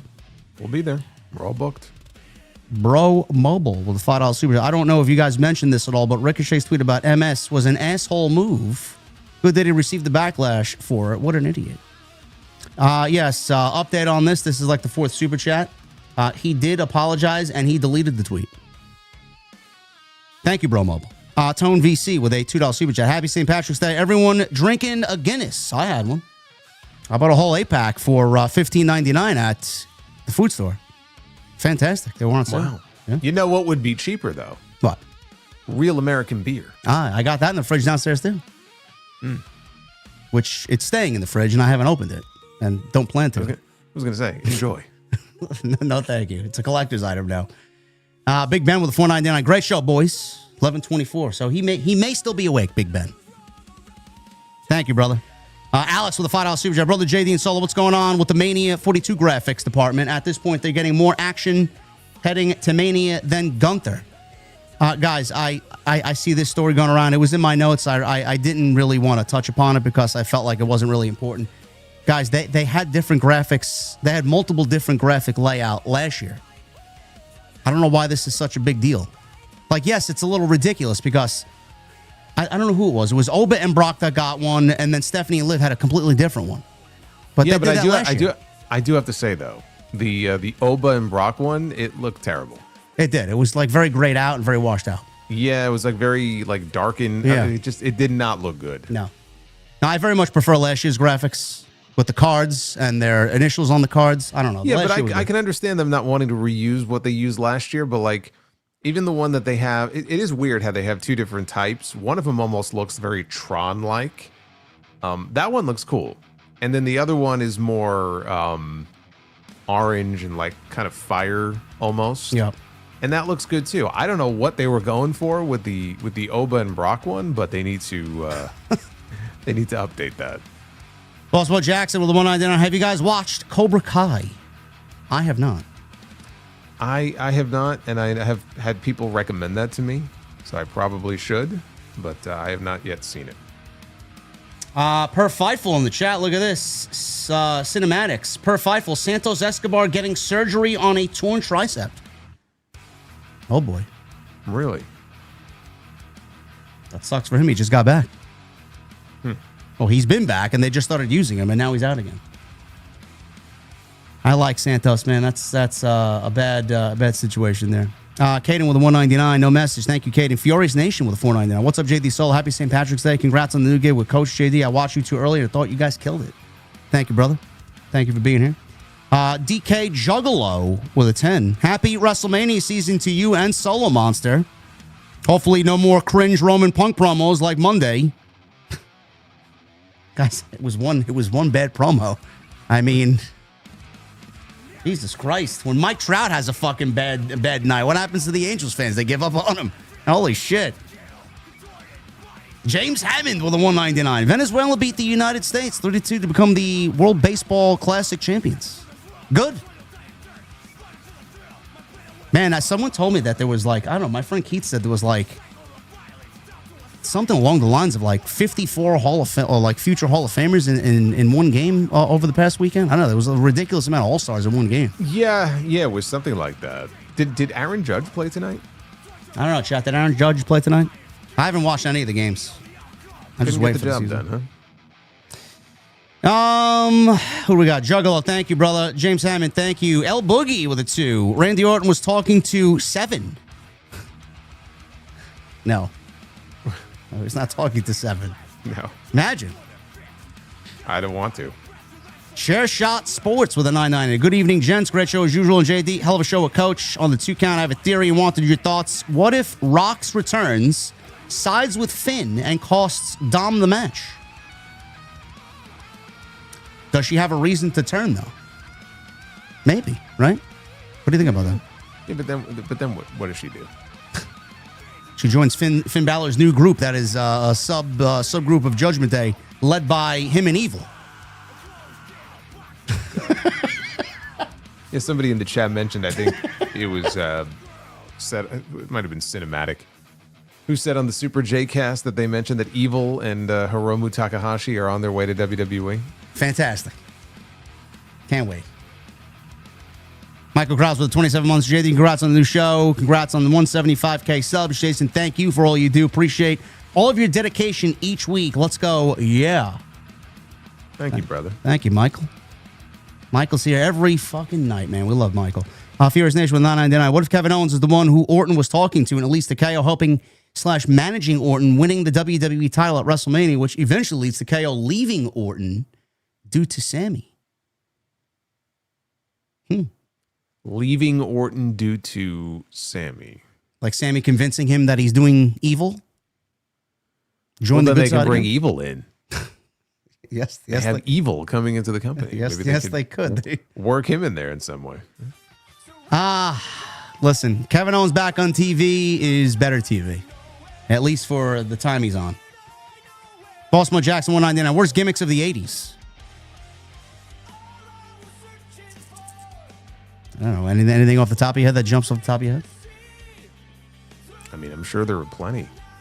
You know, Kane, long before he became Kane, in Memphis, he played the Christmas creature, but I'm pretty sure that was the 90s. So I don't think that would count. Was it like a Grampus type of character? I don't know, but it was like just this green monster. I mean, it was just horrendous. Oh my God. He doesn't like talking about it. 80s gimmicks, though. I mean, there were a lot of gimmicks back then. Most of the really, really, truly horrible gimmicks, though, are from like the 90s and the 2000s. Yeah, Max Moon jumps off the head. Mantar, sure, you know, yeah, Max Moon, Bastion Booger. Those were all mid 90s. That's when Vince went on his acid trip. You know, he tried acid for the first time. Good old Bastion Booger, man. I remember pinpoint like when he started doing it. I remember the '93 Survivor Series, man. They wrestled the fucking Doinks, and Bam Bam Bigelow led the team of Bastion Booger and the fucking. No, that was 94. The Head Shrinkers. Was that 94 or was it 93? What was? It was 90. It was 94.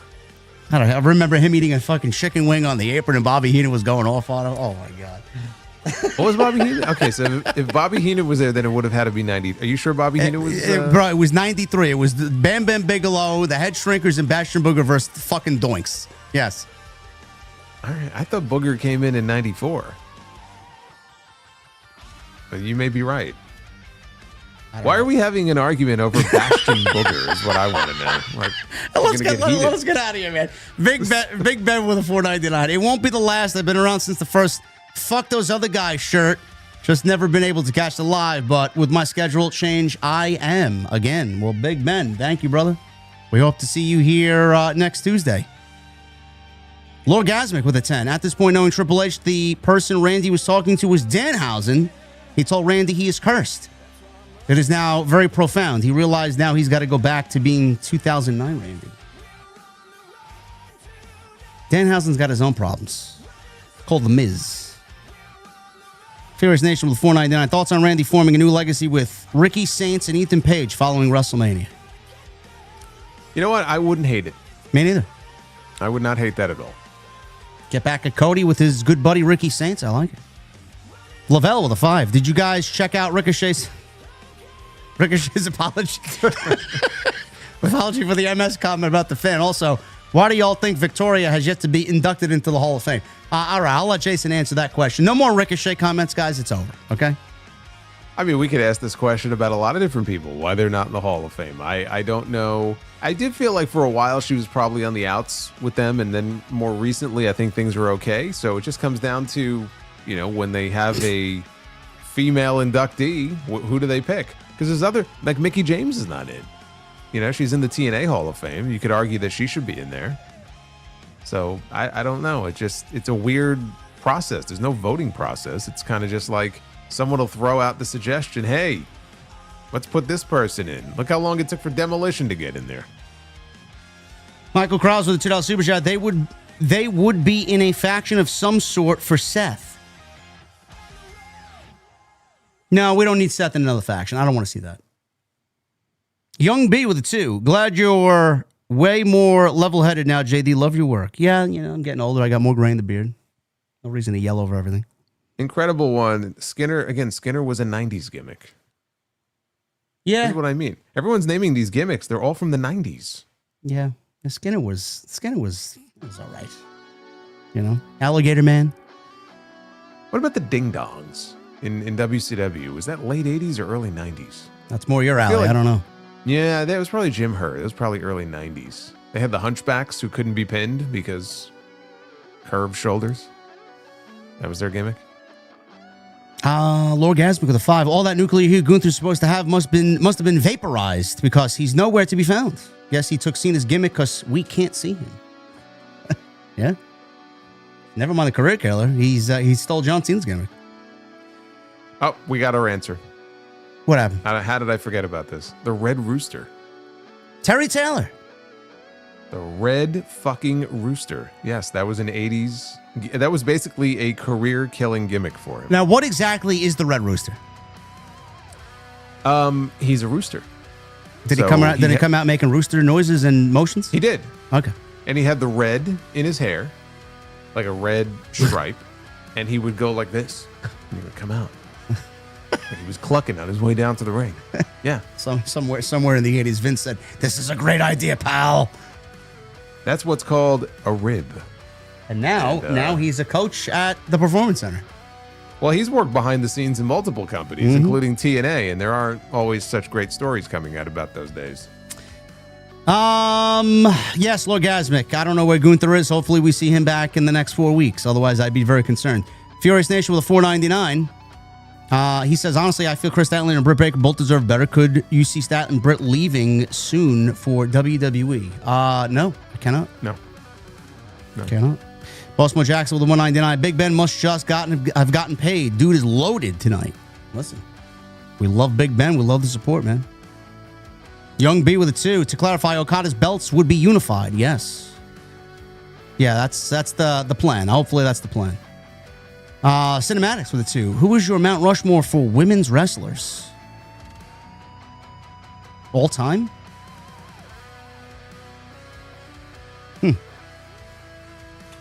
My Mount Rushmore for women's wrestlers are Mercedes Moné or Sasha Banks.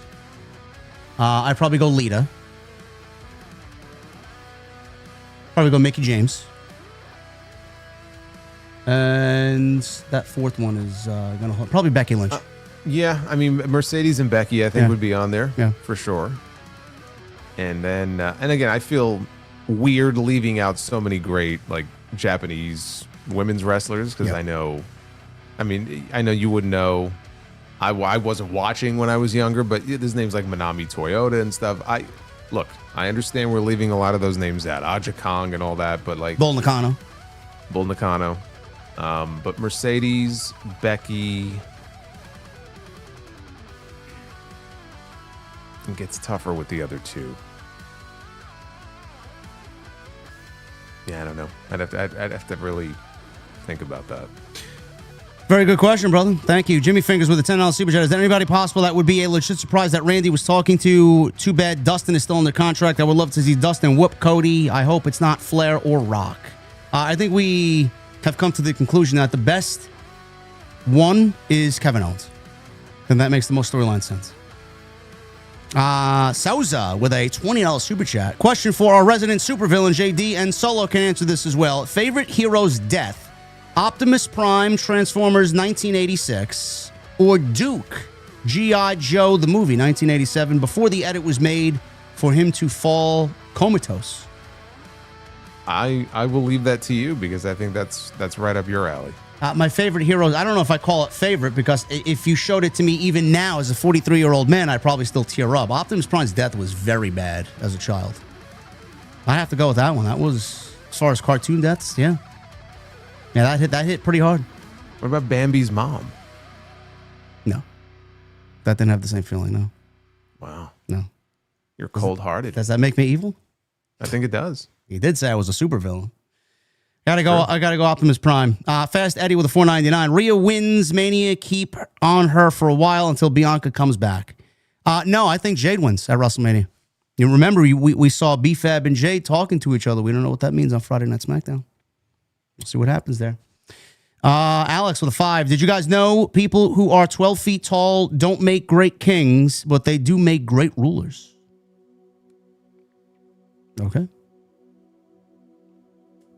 Cinematics, thank you, brother. Evil Good, $4.99. Did y'all see the Ariel Helwani interview with Razor on Wyatt 6 and leaving WWE? No, I saw the headline. I didn't read it yet. I saw the clip. Yeah, I mean, he talked about there being a house show incident where he didn't name names, but one of the members of the Wyatt 6 changed, not the outcome, like the finish, but just in the middle of the match, changed what they were planning on doing. And I guess he didn't like that very much, and it was a confrontation in the back, and then he intimates that's the reason why they were let go. They were dead in the water even before that incident, I'm going to assume. So, yeah, I mean, whatever. they weren't going anywhere. No. Crazy Horse with a $4.99. Tony should book Ronda versus Ricochet in a shoot fight. I'm taking Ronda. Jimmy Fingers with a 10. Wish they kept the IC title on Dom. It would add more to the Finn feud at Mania. What program awaits Penta at Mania that will mean anything? Give me Lucha Bros versus Usos. Maybe Penta drops it back to Dom. Well, the Lucha Brothers are getting back on AAA together. And hopefully that leads to something a little bit more on the main roster. But no, I don't. Listen, I would have kept it on Dominic for the Finn feud. But does it really need it, Jason? No. The story between them has really outlasted Dom's reign as the IC champion. Yeah. It's really been something that's been teased for what feels like a couple of years now. Yeah. Since not long after Dom joined, so it doesn't really need the title. There's enough history there. Alex with a 10. Buy, rent, sell on your favorite women's rivalry pre-Evolution era. Trish versus Mickie James. Ivory versus Chyna. Trish versus Lita. Trish and Mickie. Yeah, I'll buy on Trish and Mickie as well. Rent on Trish and Lita, and then sell on Ivory Chyna. Furious with a $4.99. Congrats to Killer Cross on winning the AEW World title at Aftershock last Saturday. Plus the Hardys and Righteous teased something versus Wyatt 6. I saw that. Yeah, Cross is killing it. Good for him. Also with a $4.99. Also Andrade at ACW Reckoning on May 16th in Poughkeepsie. It's official. Can't wait. Wow, they're doing big things over there. Good for them. Yeah, I saw a picture of their crowd, man. They drew a fucking big house in Poughkeepsie. Jimmy Fingers, $5 super chat. Would either of you be excited about a Gunther versus rematch at Mania? I, for one, would not. I hope there is something better for Gunther planned. LA Knight? I honestly, me. I don't know how Jason feels. I'd take Rey Mysterio over LA Knight. Yeah, I mean, honestly, neither of those matches really excite me. But if I had to choose one over the other, I feel like I'd go with Rey. Jedi Joker, $2 super chat. JD, thoughts on Black Ops Royale? Not a Battle Royale Call of Duty fan in that sense. I watch my guys. My guy, Mr. Soldier, I watch play, and I watch Doc play. Dr. Disrespect. So I'd rather watch it than play it. Let me ask you this. Yeah. You would know about this. I hear this name mentioned from time to time, and I don't know who or what this is or who this person is. Yeah. Who is Wings of Redemption? He is a streamer back in the very early days of classic Call of Duty, and he's quite large. He lives in North Carolina, and apparently he doesn't like me too much. Why? Okay. Yeah. I've heard the name. I'm pretty sure it was tied into Call of Duty. I just couldn't figure out who he was or what, if he was like a big stream. I mean, I don't mean literally big, but I mean like a big streamer, or if he was still streaming, or is he still around? Is he still doing He stuff? still streams. Yeah, he's not. He was actually pretty big back during the heyday of Call of Duty, but now he's maybe got an audience of 200-300 maybe tops. 500,000 subs. Wow. Yeah, he's one of the OG guys there. But again, he's a Braves fan too. He lives down south. He's still around. Theme parks and things. $5 super chat. Who gets Kamitani if she ever comes to the States. I love her work. Probably AEW. Yeah. Would be my guess. And we'll end with this. Justin Toner with a $10 super chat. Great show tonight, guys. Hype for Oba versus Brock. Looks like Kendall Gray is getting another shot at JC Jane at Stand and Deliver for the NXT Women's title. Time to crown her. She is amazing. Love TNT. Yes. We got Kendall Gray, and then JC Jane, I'm assuming, gets called up after WrestleMania. I mean, I said this a few months ago. You did. You know, because I think she got a shot at New Year's Evil, right? And I think there were people who were clamoring for her to win it there, and I said, stand and deliver. Yep. So here we are. The prophecy of the monster has come true. Look at that. There you go. There you go. All right, guys, thank you very much, man. The support was off the charts tonight. You guys killed it. We had a great discussion. Revolution in the books. We got 4 more weeks till Mania. Thank you for keeping it right here on TNT. As always, I'm going to leave it to Jason to sound us off on another great episode 139 here. Yeah, you guys killed it. Thank you for all of the continued support. The happy story of the week, and I mentioned this on Uncrowned, there was an interview that Diamond Dallas Page did, I think with a YouTube show or a podcast of some kind, and he mentioned the fact that Jake the Snake Roberts is coming up on 14 years of sobriety, which is a pretty incredible statistic. When you consider how deep in the hole he was at one point, like he was one of those names, honestly, that I think a lot of wrestling fans figured, like, if they ever heard his name mentioned in the news, it was probably going to be something tragic. And to see where he was, and I don't know if you ever saw Beyond the Mat. I did. You know, I have it on DVD. I mean, yeah, I mean, even going back then, I mean, he was just a fucking mess. And to see, you know, him doing, obviously he's still under contract to AEW, but 14 years of sobriety, and he got back together some time ago with his ex-wife, who was actually on television in the late 80s as part of an angle between him and Rick Rude. So it's a pretty incredible thing. And, you know, a lot of people will give DDP a lot of credit for it, and he certainly deserves it. But at the end of the day, the person who gets the most credit is the person who made that change in their life, which is Jake. And I'm very happy to see him doing well. We love Jake, man. I'm glad to see him doing good. And after everybody has retired from the world of professional wrestling, it is very difficult to find anybody more important than DDP. I mean, the guy is a fucking absolute savior. Unbelievable work by him. Thank you guys very much. Appreciate you all for hanging out with us tonight. And we will be back next week right here for episode 140, man. We're getting close to that number 150. Thank you for keeping up with us here. WrestleMania is 4 weeks away. We got y'all covered right here on Tuesday night. We'll see you next week.